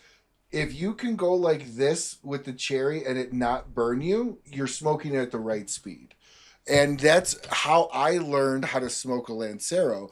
I constantly still do it. I go down and I touch down by the cherry just to see how hot it is. And then I go, oh, hold on, Ricky, hold on, wait. Oh, time out. Here we go. Time out. I meant to have this going. I can't I can't have you light without your But, cigar, you know- your light. All right. Sharing that story, I saw an old Cuban one time in Miami, and it says, without knowing your cigar, I can tell you the body of a cigar. What? Give me your cigar. Without a band. And he placed his thumb and said, if I can hold my thumb to your cigar for 3 seconds, Oh. it's mild. There you go. Because when you have a full body cigar, what do you have in it? Lajero. Lajero. And Lajero, Burns hot. very hot. That's a lot of oil. That's a full body cigar. Oh, medium. I've never Yeah. heard that. So that's the beauty of That's awesome. what he taught you is Interesting. white. What I was taught was right. That's the beauty of not listening to Ricky when a Nestle comes in. Yeah. Throw that away because he's going to share some nugget with you that Ricky didn't explain that the way. Perfect. So I don't know if it's true, but I did experience once or twice. And like, bro, that is a medium cigar. It's a full up body cigar. So it makes sense because, Ligero burns so hot. Yeah. And Seg or Velato, we use it, Velato, for mild cigars. Yeah. Velato burns very, very low temperatures. And Ligero, very high. Seco, higher than Velato, lower than Ligero. And I think that's another thing that, like, to understand how a cigar is constructed, right? Like, for me, when I'm smoking a cigar and I see it and I knock the ash off and I've got a pencil tip on it, I've got that taper to the middle. Slow down a little bit. Well, to me, I feel like I'm at the right pace, Okay. right? Somewhat, because it's like the cigar is stacked, and correct me if I'm wrong, Ricky, but from what I understand, in the limited amount of time I've been in factories, but a cigar is stacked so that there's tobaccos around that help the Ligero burn. You have slower burning tobaccos and you have faster burning tobaccos. For sure. So you'll use some faster burning or some, better combustion tobaccos For sure. to help that Ligero burn. And typically your slower burn is in the middle of that blend. No, it would be different. Is it the opposite? Okay. Yeah, it would be your Ligero's place in the center and your light wrapper in the outside of that Ligero. Yeah. Yeah. So you should get that pencil tip. For sure. That could be done by the manufacturers using light tobacco, flavored tobacco, meaning, they're going to be a stem in that tobacco. Yeah. That stem will hold that ash in place because sometimes when we're using or working with lighter tobacco, it wants to play off like a cigarette. So how do you keep that long ash? Yeah. You put one of the stems, one of your fillers will have that stem in place. So we're not trying to get, I love the guys like, pick the stems out. The stem picker. The stem picker. Look at what I got, guys. Yeah. You don't understand what that manufacturer is trying to do. Yeah. It's not bad. It doesn't give you flavor, take away. Yeah. It's there because he was using lighter tobacco and he didn't want to flake. He wanted that ash. It's a part of the construction. Because the ash was kind of created by Churchill. Yeah. Churchill used to be put a paper Toothpick. clip, Paper clip to hold the ash because he realized the more my ash was burned, people watched them, paid attention to them. Waiting for that thing to fall, right? Exactly. So there is stems to your cigars. There's multiple reasons. Sometimes the manufacturers just didn't take it out. Sometimes they're trying to apply that stem to hold your ash in place. So the ash is very important because it really, the longer your ash, the cooler your smoke is in your mouth. So it all is a reason for everything we do is not to get over you. Yeah. But that's our belief that stem has a purpose in that cigar. It's not to, it's going to save us money. That's kind of the rebar, right? It's kind of like the rebar in the concrete. It helps to hold it together, right? Exactly. So, bro, I hear everything. I've heard it all. Yeah, jeez. Don't you understand that the taxes are charged by weight and stems weigh more? So it's costing them more to import with a stem. I love the proud stem picker, too. The guy that gets the stem out and he's like, look what I found. Look at me. And you're just like, oh, bro, come on, man. Now it doesn't smoke. And then it's falling all over his shirt. And he's going, oh, man, this cigar sucks. The ash is all over my shirt. You're like, you just took it out. As he's trying to pull the stem out, the whole thing just falls apart and cracks. and by the way, Ricky, just so you know, you just shared a secret for the long ash contest. So Churchill gave us a secret on the long ash contest, right? We should do that. I actually heard multiple different renditions of why he did that. He would lay out a box during negotiations around the table for government people, And he did that to his cigar, so that way he had the longest cigar at the table all the time as a show of dominancy. As I I'm love the that, bigger bro. guy. I love that. Like, and again, Shoot, I Like- gotta start doing that. Yeah. like that's where you get the whole church, obviously Churchill dominant. size and stuff like that. For sure. That's the beauty of this. What we're doing is that these stories that are they true? I don't know. I don't care. It's a great story to share. I don't Yeah. know. The, Hey, go ask Churchill, anyways. yeah. Exactly. That's it. You know, one of the things I just love with talking with you, Ricky, is that there are people that are hard to get information out of because they feel they have to keep up an image or a persona. For sure. And you know, one of the things, and I told this to you several times, you don't take the master blender label, and you can't, right? Like it's like giving yourself a nickname. You're the biggest fucking moron in the world, and Right. nobody's gonna appreciate that nickname but you, or use it. Yeah. You know, it's like when you go through flight school, your nicknames are given to you. You don't have a choice. And guess what? If you don't like it, you better fucking learn to like it because it ain't going anywhere. It's yours now. Don't share if you don't like it. Exactly. Don't Don't share because it's going to be worse. You might have an opportunity Right, for a right, replacement, right. you know. But as soon as they realize you don't like it, now, and in talking with you, like telling you you're a master blender, the reason why I know that in my mind, and Brandon, I'm not going to speak for you, but I think I do.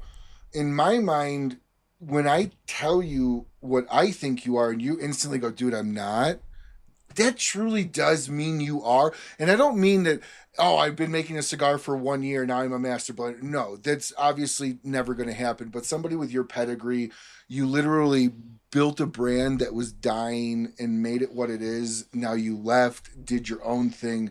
At this point in time, you are a master blender. And I'm curious as to when will you ever actually accept that title for yourself, not out of a title of endearment, which is how everyone gives it to you now, because you don't consider yourself that. When will you, or will you ever? I will when I train somebody because my master were the teachers.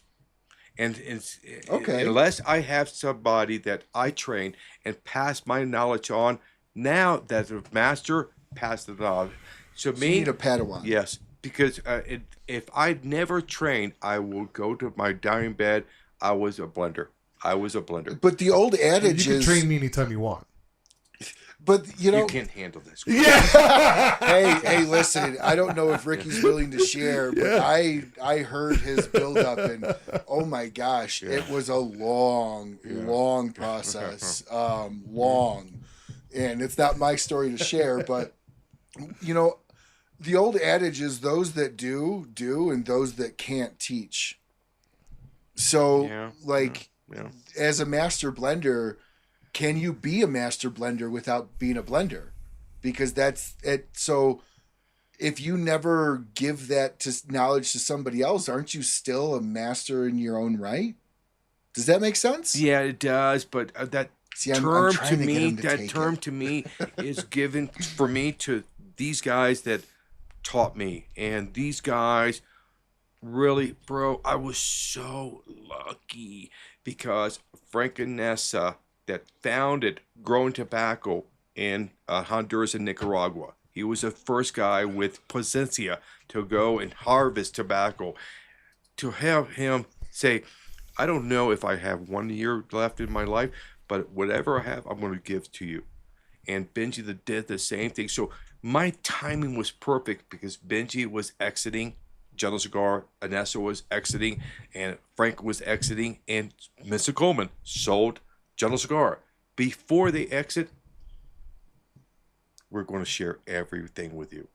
And it's my responsibility to now share these legendary stories with anybody in wherever I can connect and share anything about wrappers or fillers or binders. If I can just share one nugget, I know more about cigars today than I did yesterday. that's golden to me. He's one of the most humble man in cigars, people. Yeah. Like, I'm not even kidding. Bro. Yeah, Not it's just, even bro, kidding. I hope everybody would want to share what they learn for somebody. They learn from somebody. Yep. Share that with, don't fear anybody. I don't fear anybody. If I can help you as a manufacturer, approve your style of cigars, I will. Yeah. It's going to hurt you. No, don't worry about me. Don't worry about me. Because I know I'm confident in myself. I can do anything I want. So if I can share with you, I'll share with you. I don't care. It's not about who's bigger, more cigars, more money. Bro, it's about us sharing with everybody our knowledge. And if we can, everybody's going to be happier for that. But master blenders to me is just a term that I just, because I put Benji, Ernesto, Mr. Fuente, you know, Carlito's father, George Padron. Those are masters. Been in the business for 30, 50 years. Those are masters. Me, I'm just a blind squirrel finding a nut sometimes. Oh, this is good. Can I share with, or can we talk about, just because I found that interaction like, and how you took it amazing. Can we talk about that first conversation at the factory when you were sent down there in general? Yeah. Huh. Can we? I don't know that you've ever shared that publicly. No, because it was so personal. It's so. But I love it because it shows that you did not have a silver spoon in your mouth from General. No. And I think some people go, "Oh, Ricky was given it from General. He was given it." But the reality of it was 6 years before you really touched tobacco. For sure. And so, when they approached me, I didn't know behind the scenes they were sending me a nest of work with. I was just a salesman for 4 years for General Cigar. I took a territory that was 32 reps. When I took the territory over, I was number 29. And I remember they got me so cheap that about 6 months into it, I had to call my boss and say, I need to quit. I need to go back and sell more carpet because I cannot pay my bills. And he said, what do you mean? You got me for half what I was making. So I'm going to have to leave. You know what? Let me call Mr. Coleman and see what I can do for you. And he goes, you know the rep in Florida? Yeah, Ricky, right? Yes. He wants to leave because we got him too cheap. What do you mean? You wants a raise already? 6 months. Yeah. How much? He needs $30,000 more. Wow. Do you believe in him? Yes. And my boss says, yes, I think we have something special. And he gave it to me. And I remember that. So if you save my fucking family's life, I guarantee you I will be number one. And he said, there's no way in hell you're going to ever be number one because your territory is still small. You're never going, because I had only a half a state in Florida. Yeah. I was number one in less than 13 months later, and I took off. So behind the scenes, they're saying, oh, Benji was going to retire. Ernesto is going to leave because he has contracts. We have to have somebody to train. And so they got together. The factory got together, and General Cigars got together. They started to send Ernesto and Benji to work with me. I don't know why. All of a sudden, these guys are coming all the time to work with me. And they're reporting back to Mr. Coleman, yes, that's the guy. So, but the president of the factories got wind. And that was, you know what, no names. Because now I love him. But he got wind that Mr. Coleman, we found our guy. No, I found the guy in the factory. No, we're going to promote Ricky. Ricky who? Oh, he's a rep in Florida. Bro, no. Well, you know what? We're not asking you, we're telling you. We're going to send him to you. And so now I met this gentleman 2 or 3 times at trade shows. He was the nicest gentleman I've ever met. It was, it was like a grandfather. The way he just answered, the float in the, I loved him. But this guy in the factory was different. And so my head, when I went to the factory that weekend, I went to a Friday, and Monday I'm starting. And my head was always, I was already a master blender. That day I learned that I'm not. So I sat down. He said, this guy says, I want to see Ricky day one at 7:00. And we're going to go over his schedule of what we're going to do for the next 1 year. I want to have to train and live in the factory for 1 year. Okay. So I love this guy. I thought he loved me. And we sat down. He says, you need a cigar. I would love this cigar. And so a cup of coffee. And he lit his cigar. Let this get this clear. I don't want you in my fucking factory. I don't want to train you. You are somebody that I think I'm going to waste my time with. And so, I have a person I think would be a better suited for this position than you, but I do own this company. So my job is to train you. Are you ready for training? After that, oh my God. Oh my God. The minute he said, I don't want you in my fucking factory, I'm on the wrong boat. Okay. I just wanted to die. And he says, okay, send out Jose. Who's Jose? Master blender, key guy for tobacco. He showed up with a broom. Meet Jose. Jose, show Ricky how to sweep my floors. Week 1, day 1, 8 hours, I want you to go out there and sweep my floors. What he did was pop that head, and you can see like a fucking balloon just going down. He says, now we start to train, and it went from that down from that. So he had to break you. He did, and Bro, that dude went full Mr. Miyagi on you. it was worse than that, bro. Yeah. It was.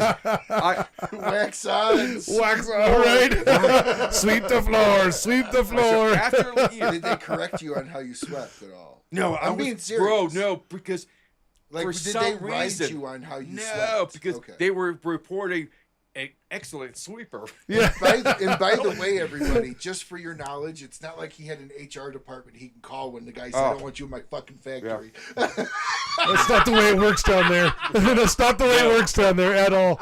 So I knew we had problems. So it was day 1. I thought was the worst day. It was not the worst day. The last day was the worst day of my life, because at the last day we had the meeting. Last day of general or the last No, day? the day of training. Okay. So that's a year later, and we're now in a conference room having lunch, and this guy was sitting all the way over on the other side of the table. I'm on the and every manager that I worked for, from the guy that was sweeping the floor, to farm guy, to selection guy, to manufacturer, blending guy, to every guy, and he went down the list. Okay, you trained Ricky for 2 weeks. How did we? Oh, excellent. And it got all the way down. Excellent. Okay, Ricky, do you roll cigars? I said, yes, sir. By that time, I was done with this guy. Yeah, I did. I did. I remember. I respond. I did. I had to scream because it was so fucking long, the table. I did. How many cigars? Sir, I don't know. I'm sure. And that girl says, sir, I have cigars. I want to see them. I want to see every cigar he made. All of a sudden, she left. There was not a person that said anything. You can hear the soup settling in everybody's bowl. I mean, it was that deathly quiet. And all of a sudden, she wailed in and says, how long are you trained for rolling? A month. How many cigars you think you've made? I said, sir, I don't know. And he said, count them. Count every cigar he made. He says, okay. He made 178 cigars. In Do that 1 month. In a month? They do that in like a minute. You know that my typical roller right now is making about 300 cigars a day. Yeah. You have wasted all my time. Oh. Stop. I'm done. And I got up. You'll never talk to me again like that. And I walked out and I called my boss, get me out of the country. Ricky, it's Thursday. You're leaving tomorrow. Get me out of this country. I'm done. I want to quit. I'm done. Done. And Mr. Coleman called him. What happened at lunch? I don't know why.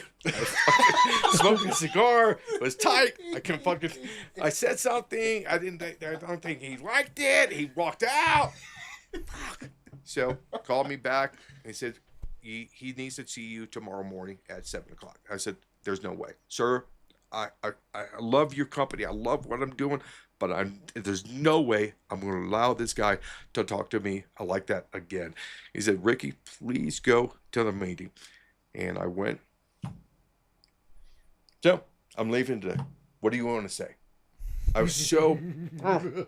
He said, Ricky, the first time I met you, you had this attitude that you're already a blender, and I need to correct that. So my job is not to show the door. My job was to push through the wall. Did you learn anything? I said, sir, I think I learned a lot. You did, but there's no more training. So when do you think you're going to go to Honduras in 2 weeks? No, you're going to go next week. I said, sir, I have not been home for a month and a half. Go home, kiss your wife, your baby, and you're out of there. And you're going to go to Honduras to train for a year. And that was the beginning. And I went there, and that situation was so opposite.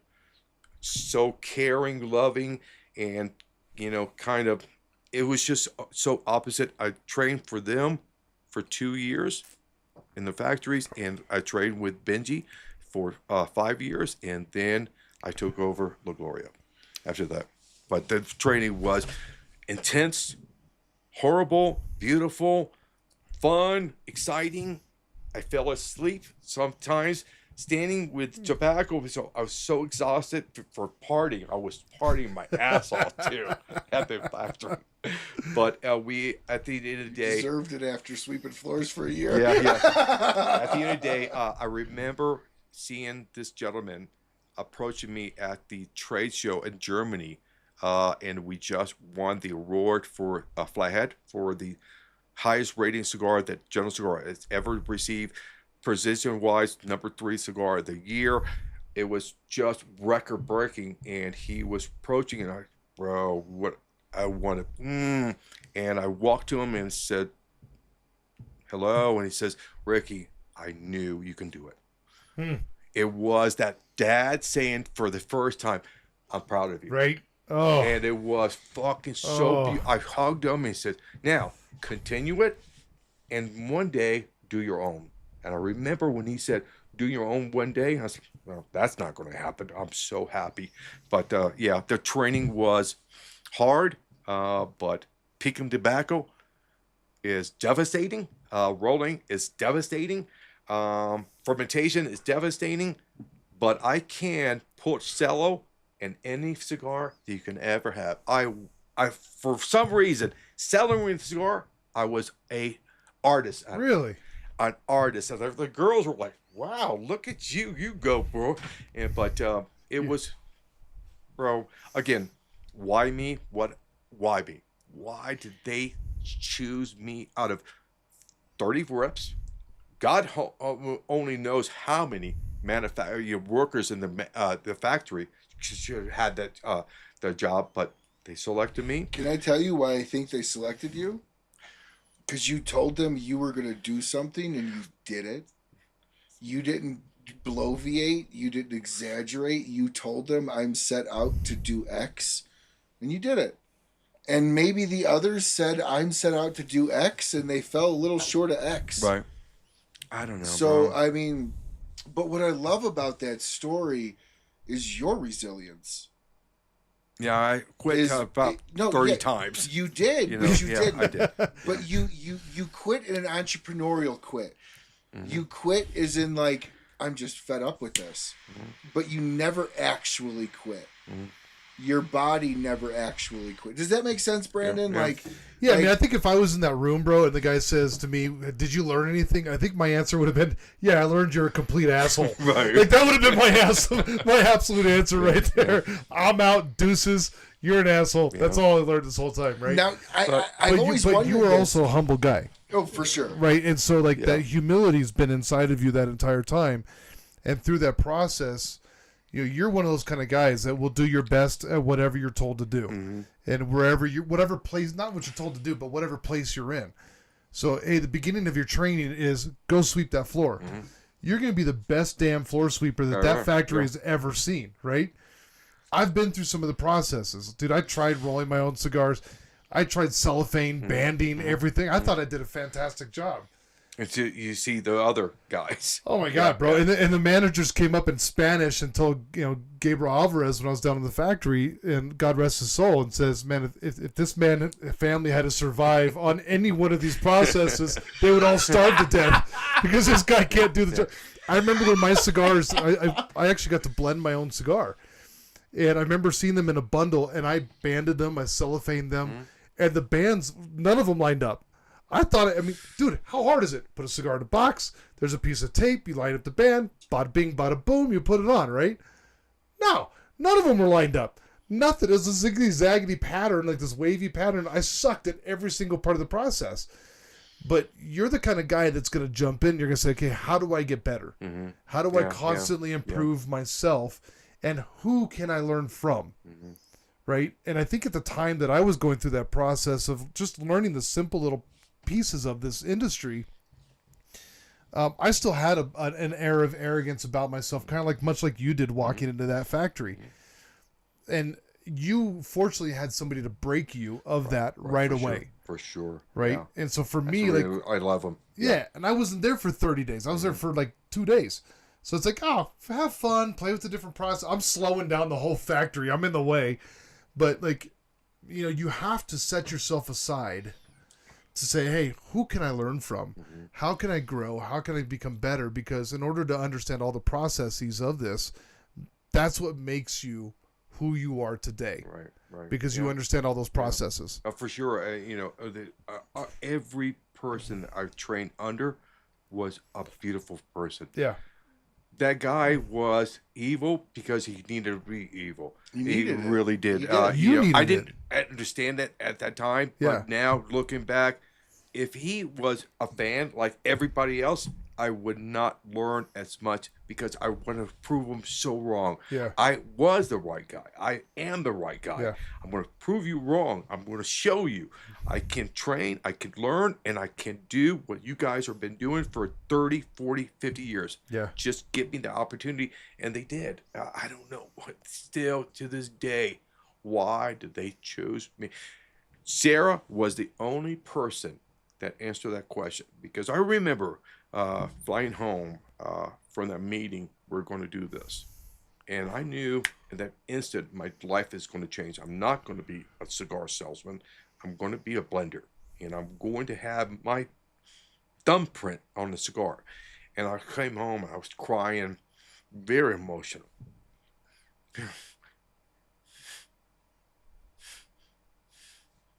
Wow. Yeah. And okay, and I remember, saying,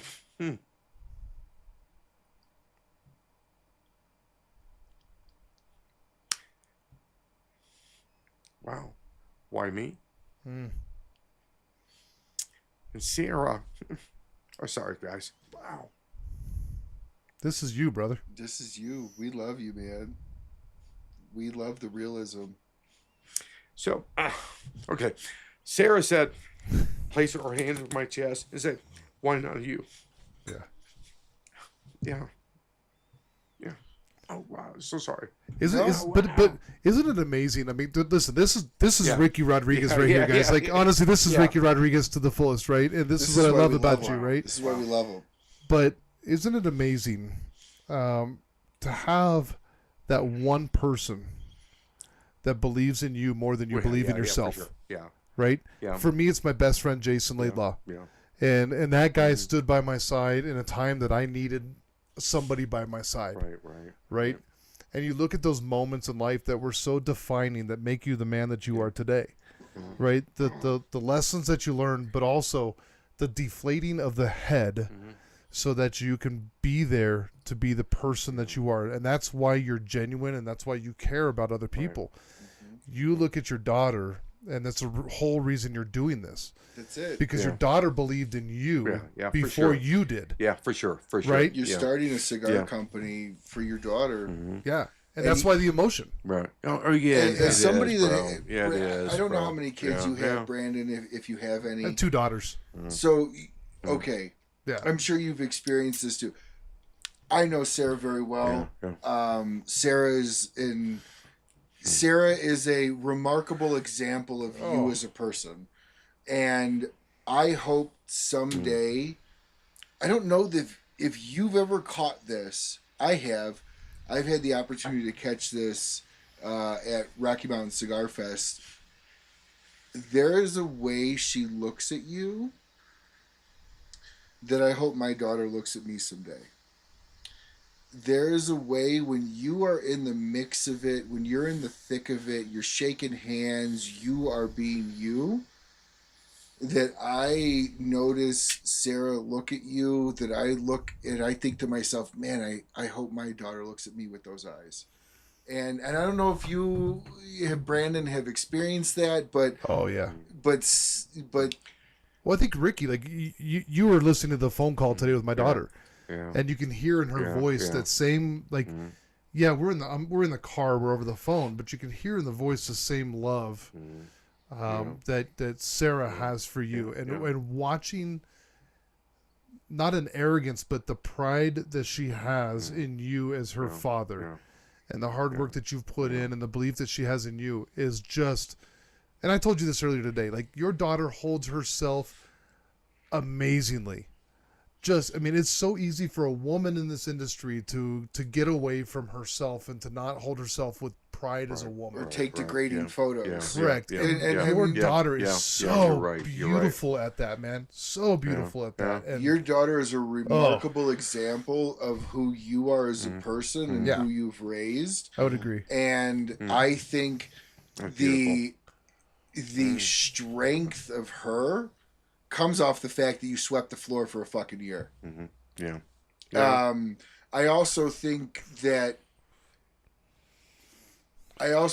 fact that when you hear your story fully fleshed out, and I would love to flesh it out more in a later episode, when you hear that you didn't touch tobacco for 6 years, I think that made you what you are. And again, when we initially talked about you being a partner in the show, and we talked about why you were doing this, you had said, I'm doing it for family. Like, if it wasn't for my daughter behind me believing me, I wouldn't have done it. No. And still with General Cigar. And that's about doing something bigger than you. And for me, that is your opus to the cigar world. You always visually think of doing something bigger than yourself, because you don't think you're worth the title of X, Y, and Z. And you know what? Brandon, correct me if I'm wrong. Maybe he's not wrong about that. Maybe those titles are given by younger generations to older generations. And older generations don't accept it because they're like, this is what I just fucking do. Yeah. And maybe that's where you are. And so I tell you. But you're also in a whole new generation. Like, you're in a different generation of smokers. I mean, we talked about this. 2020 brought so many new cigar smokers to our industry, right? And so many young guys, right? The guy that would smoke one a month on a golf course or something is now smoking 1 or 2 a day. And they're starting to understand the industry, and they're just now coming in. When I came into the industry, you came into the industry, we had the Pepines, we had the Carlitos, we had the Ernestos, we had all these guys. But now there's this new age, right? With the Sakas, with the Nick Malios, with you, with the Ricky Rodriguez. these guys that like are the younger generation of cigar smokers are looking at. Right. This young generation loves the boutique, you know, and not to discount the Rocky Patels or the Ernestos or any of that, No. but they see you and Nick and Steve as like these guys that they look up to, because those are the cigars that they're smoking, right? And they're seeing you as the master blenders behind that. Because a lot of the old guys, I mean, listen, Ernesto's the only one that's still blending today of all the old legends. Oh, yeah, for sure. He's the only one still blending cigars today. Yeah, for sure. Pepin hasn't blended in a long time. You're right. So these young guys have no idea who they are. No, they don't. They just know, I like my father's cigar, but they don't know the history of it. But they're getting, most people don't even realize that my father was an accident. Yeah. But they're getting experience. They're ahead. experiencing this new history being built through gentlemen like yourself. Yeah. Right. And that's what these young guys coming in are getting to experience. And what a blessing to be a part of that. It's not often you see that you're living when the torches are being passed. Yeah. Because if you started to smoke, 40 years ago, you rode the wave with the Nessos and the Benjis and all that, the Carlitos of the world. And now you're actually seeing those guys kind of dip away and take more of the back spotlight and this new regime. But I worry of the new regime doesn't understand the responsibility that we have in our hands to connect that bridge for the future, but don't forget the past. Correct. You can concentrate on the future a lot of your time, but do not forget your past. Don't forget your stories that have been shared with you and the people that helped you along the way, because it's easy to make it about you. Correct. And not give any credit to, without that guy, I would not be here. Yeah. And that's something that I was told to. You think is about making cigars. Your biggest challenge is to share our stories, keep us alive for generations when I pass away. And so if we can do that, if we can take the time out of our life and said, it's not about me, it's about that bridge that was paved, is so beautiful to walk over, because it was done by a lot of stress, a lot of hard times to build that bridge. And these guys in the 60s and the 70s that really made what we do today as cigar smokers, those are the legends. Those are the guys paved this road for me to walk, and it's smooth, it's shiny, it's clean, and I cannot say this is my road. This is a road that was built for me for these legendary guys. But isn't that kind of the purpose of the circle of the circle of life and some of these other cigars that you're working on coming up, right? Isn't that? I mean, that's what draws me as a broker and as a representative of your company to have pride in your company, because you do see that vision, and you have the circle of life, which just the name of the cigar tells the story to honor somebody that was there for you in the beginning, to honor the legend. And you've got more plans in the future. And that's what I love, like going back to that question of being loyal, right? Like, no, you're honoring these different factories that were a part of your life and bringing them into saying, hey, this isn't just me. This is the bigger picture, guys. And there is, like, we are one of the last bastions of that in the world, in the U.S. One of the last bastions. Like, nobody remembers who made Bud Light back in the day, or Coors Light. Like, nobody remembers that shit. But we can pass it on in the cigar industry. That just speaks to the relationships and the power of the cigar. And I hope that we never lose that, and we get to preserve that through guys like you. Oh, for sure. It's my job. Perfect example of literally what Brandon was talking about. Nobody realizes that Ray Kroc didn't start McDonald's. Yeah, for sure. For sure. Yeah, for sure. Ray Kroc bought the idea. He bought the the assembly line. And well, he also made it about real estate, not cheeseburgers. Correct. But my point is it was never his vision to start. It was his vision of the growth, the money, right. And what I love about when talking with you is you actually care about the lineage. You care about the timeline of cigars. Mm-hmm. And quite frankly, I love that you don't care where you fit. Mm-hmm. I love that you don't care where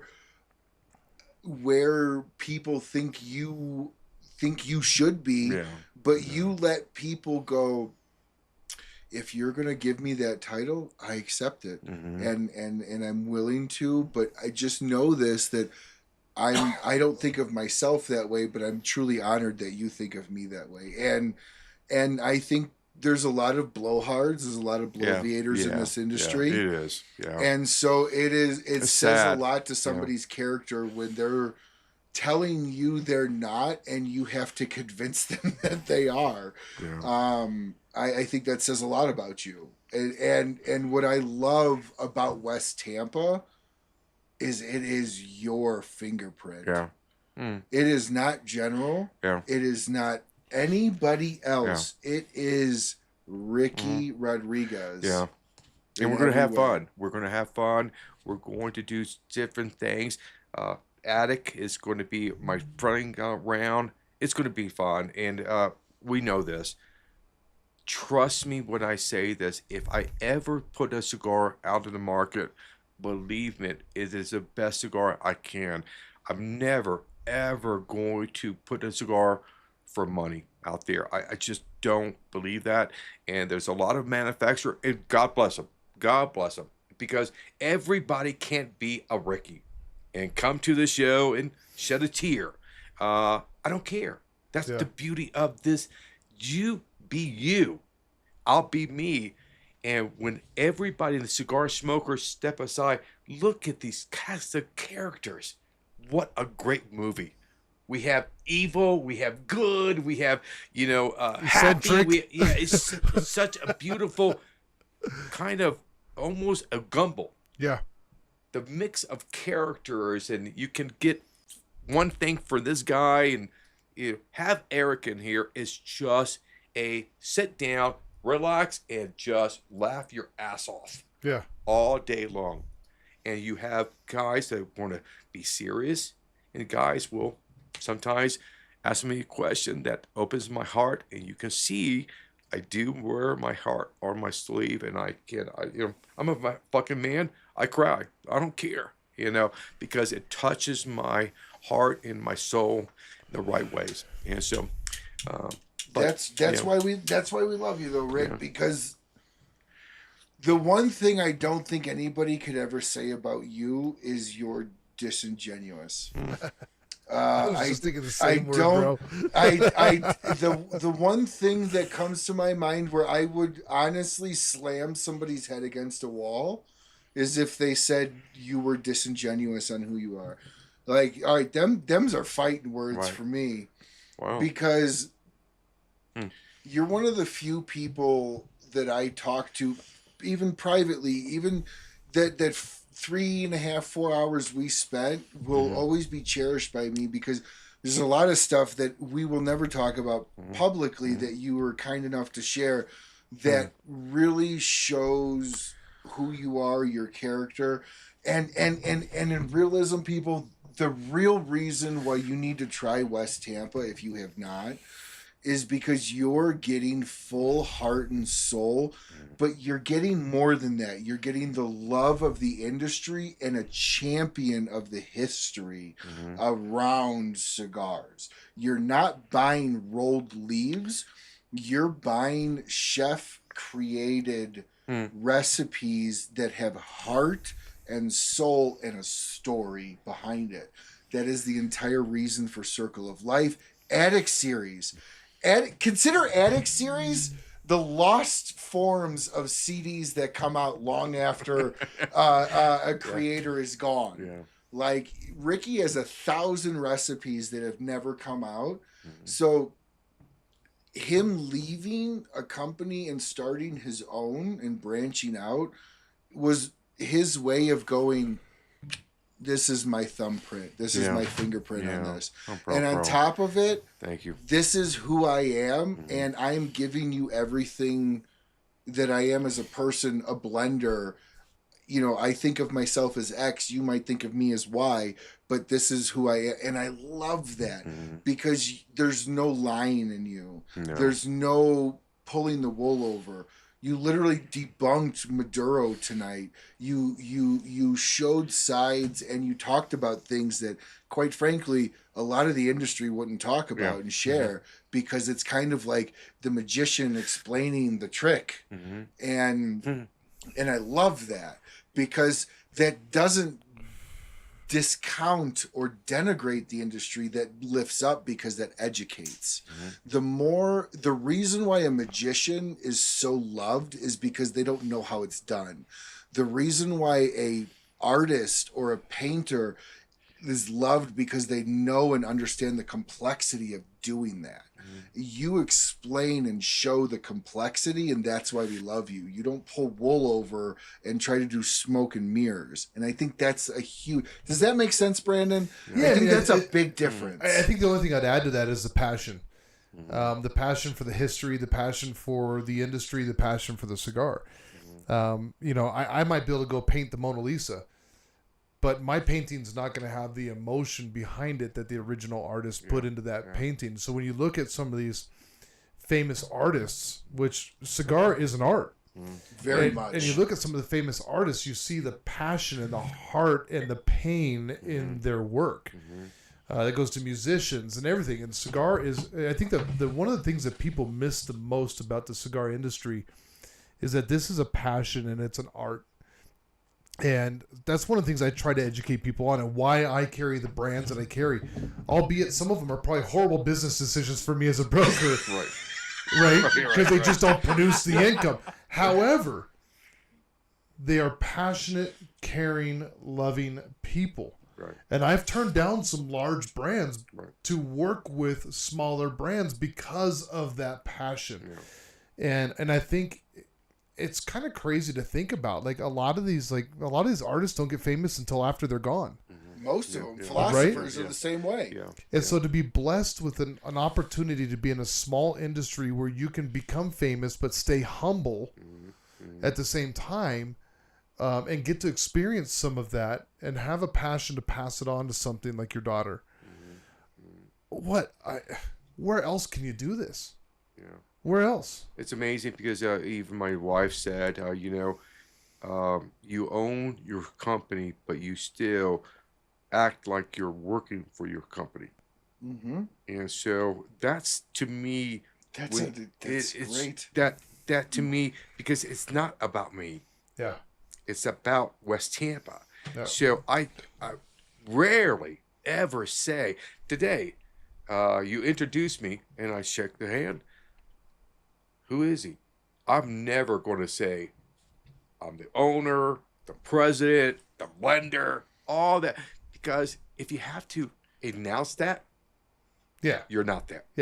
You're just trying to pretend you're that. So to me, I just want to make sure I know every secret of making cigars.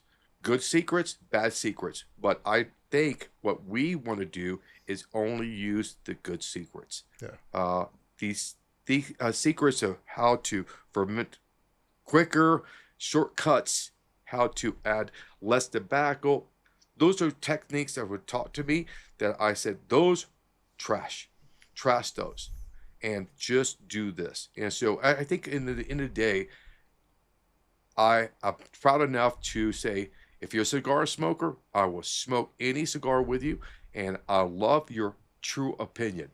If you don't like our cigar, please don't say you like it and walk away. And if you say to me you don't like it and walk away, you're an asshole.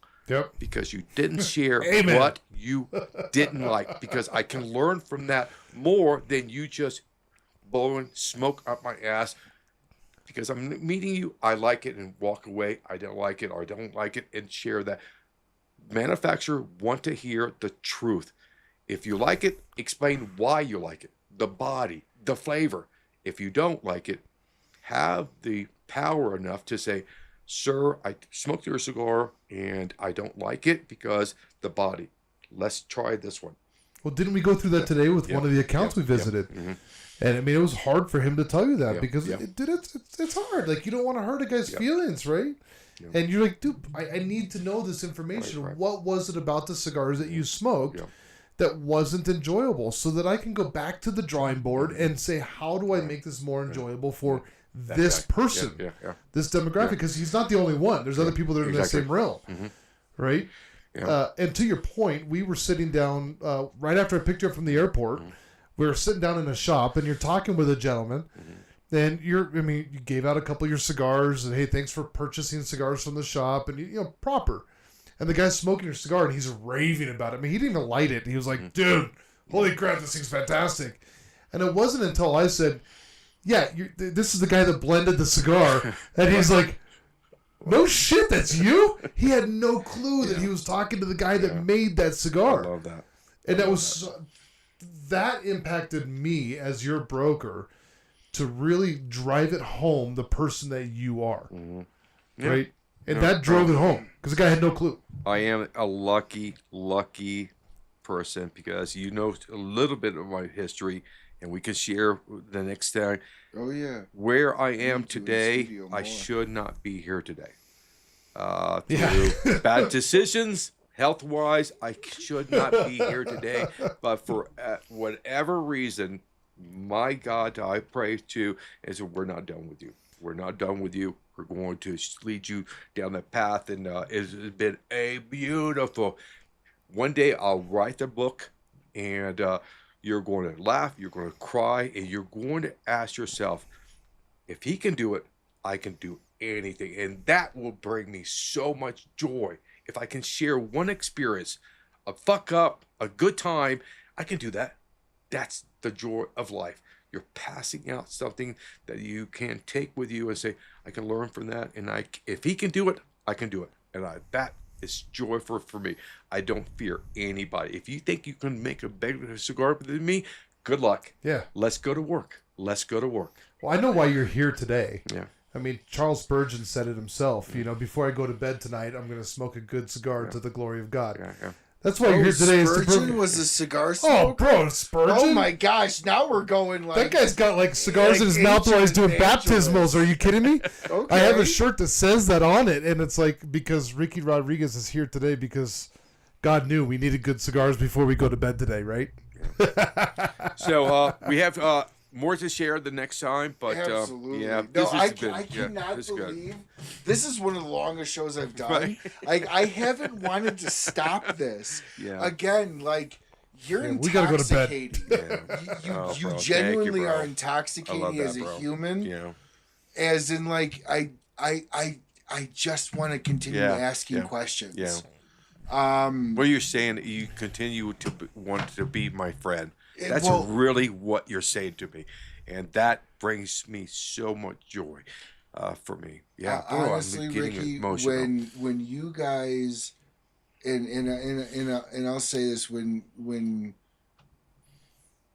knowing what CAO meant to me, getting into this, and when you guys originally agreed to come on and be part of our charity, and then you and Sarah agreed to be part of the show, it's kind of like, for me, like, that was huge.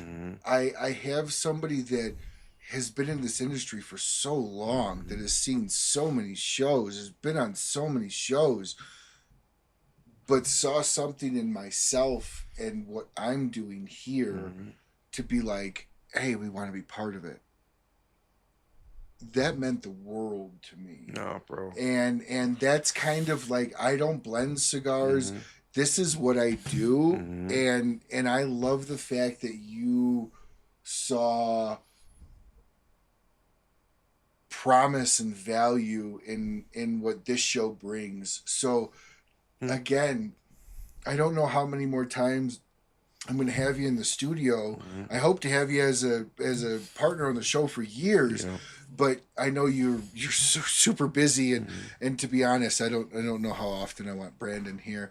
But thanks. Next time he's here with Hey, Ricky, next time I'll just drop you off. Yeah, I'll just drop you off, bro. You're fine. But in all seriousness, like, that meant the world to me, that somebody on your level that has been in this industry, that has seen show after show after show, and been on show after show, have been like, I'm going to support you. I kind of know sort of what you feel like when you were told you were going to be supported by something where you were like, I don't understand why you're going to support me. Yeah. I love our friendship. I love you. I love you as a brand. We'll take Brandon for who he is. Right. Fuck off, man. No, but in seriousness, Always the bastard child. Closing here, Brandon. I actually want to bring you into this.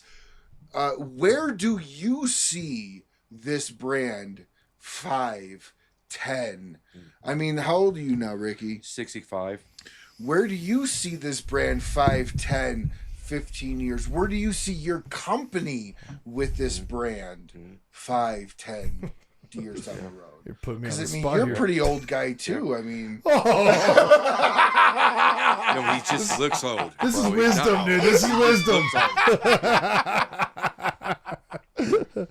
Honestly, I see this brand as a household name. Yeah. I really do. It's not my largest brand in my portfolio, but I see it within the next couple of years being, if not one of the largest, the largest. Yeah.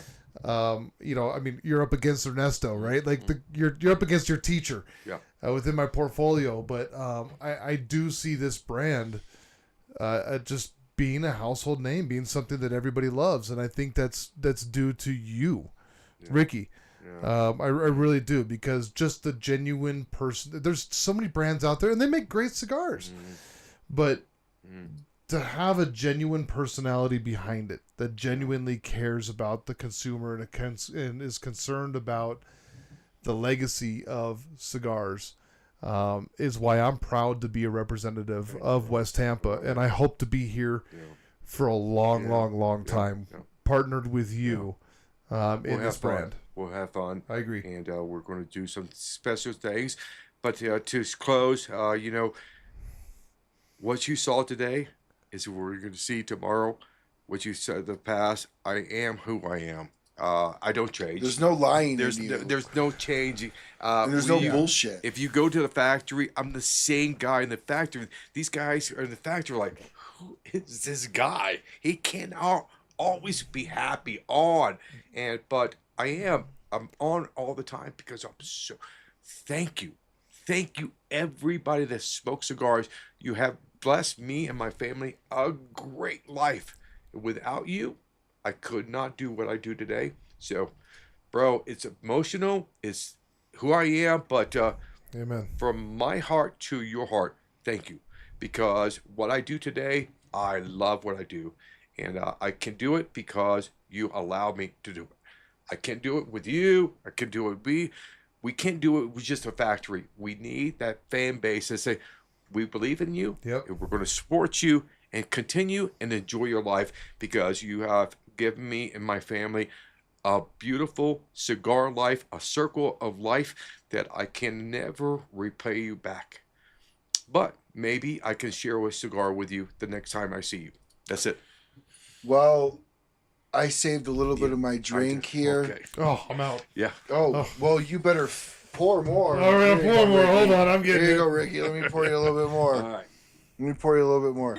I have to say this is... Maybe this is the reason I got so emotional. The liquor. Everyone watching tonight, this was a new production format that I have. I hope you all have enjoyed the ticker up in the top, able to bring in everything. This is the first time I'm running this production. It's the first time I have this mic. I bought this mic because Ricky was coming in. I'm like, no joke. I'm like, if he's gonna come Gave me in, the cheap mic. I gave Brandon the cheap mic. Here we go. We're gonna take him off screen. Perfect. No, I'm just kidding. Fantastic. But in all seriousness, like the one thing I've noticed about Ricky is he inspires people to be better than who they are. And I'm not blowing smoke up his ass. I'm giving him his well-deserved credit in this industry. If you guys remotely think I'm bloviating because he sponsors the show, I was like this with him before he sponsored the show. Okay? Everybody that's part of this program, I handpicked and requested because I believed in something they do. If you guys have not tried West Tampa yet, what the fuck are you waiting for? Like, if you are not part of this, and Brandon, what states do you operate in? Colorado, New Mexico, Arizona, Nevada, and Utah. Yep. You can reach out to Brandon Wells on Facebook. He's very easily found. Yep. This man is very easily found. His daughter is very easily found. If you remotely want these amazing lineage, and I'll give it to him. He's a historic brand before he even started because of the lineage that he brings to it. I think he brings an old flavor, he brings an old sense, an old style, and an old reliable understanding of how cigars need to be made. Not a flashiness, a fly-by-night, a factory that's just there, or a brand that's just there. Eats, drinks, breathes, lives cigars.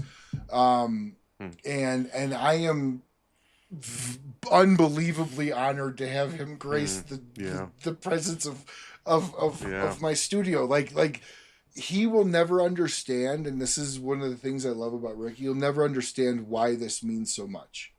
Like he won't. It's just two friends get together, and that's awesome. And that's awesome. And you know what? That's how it should be.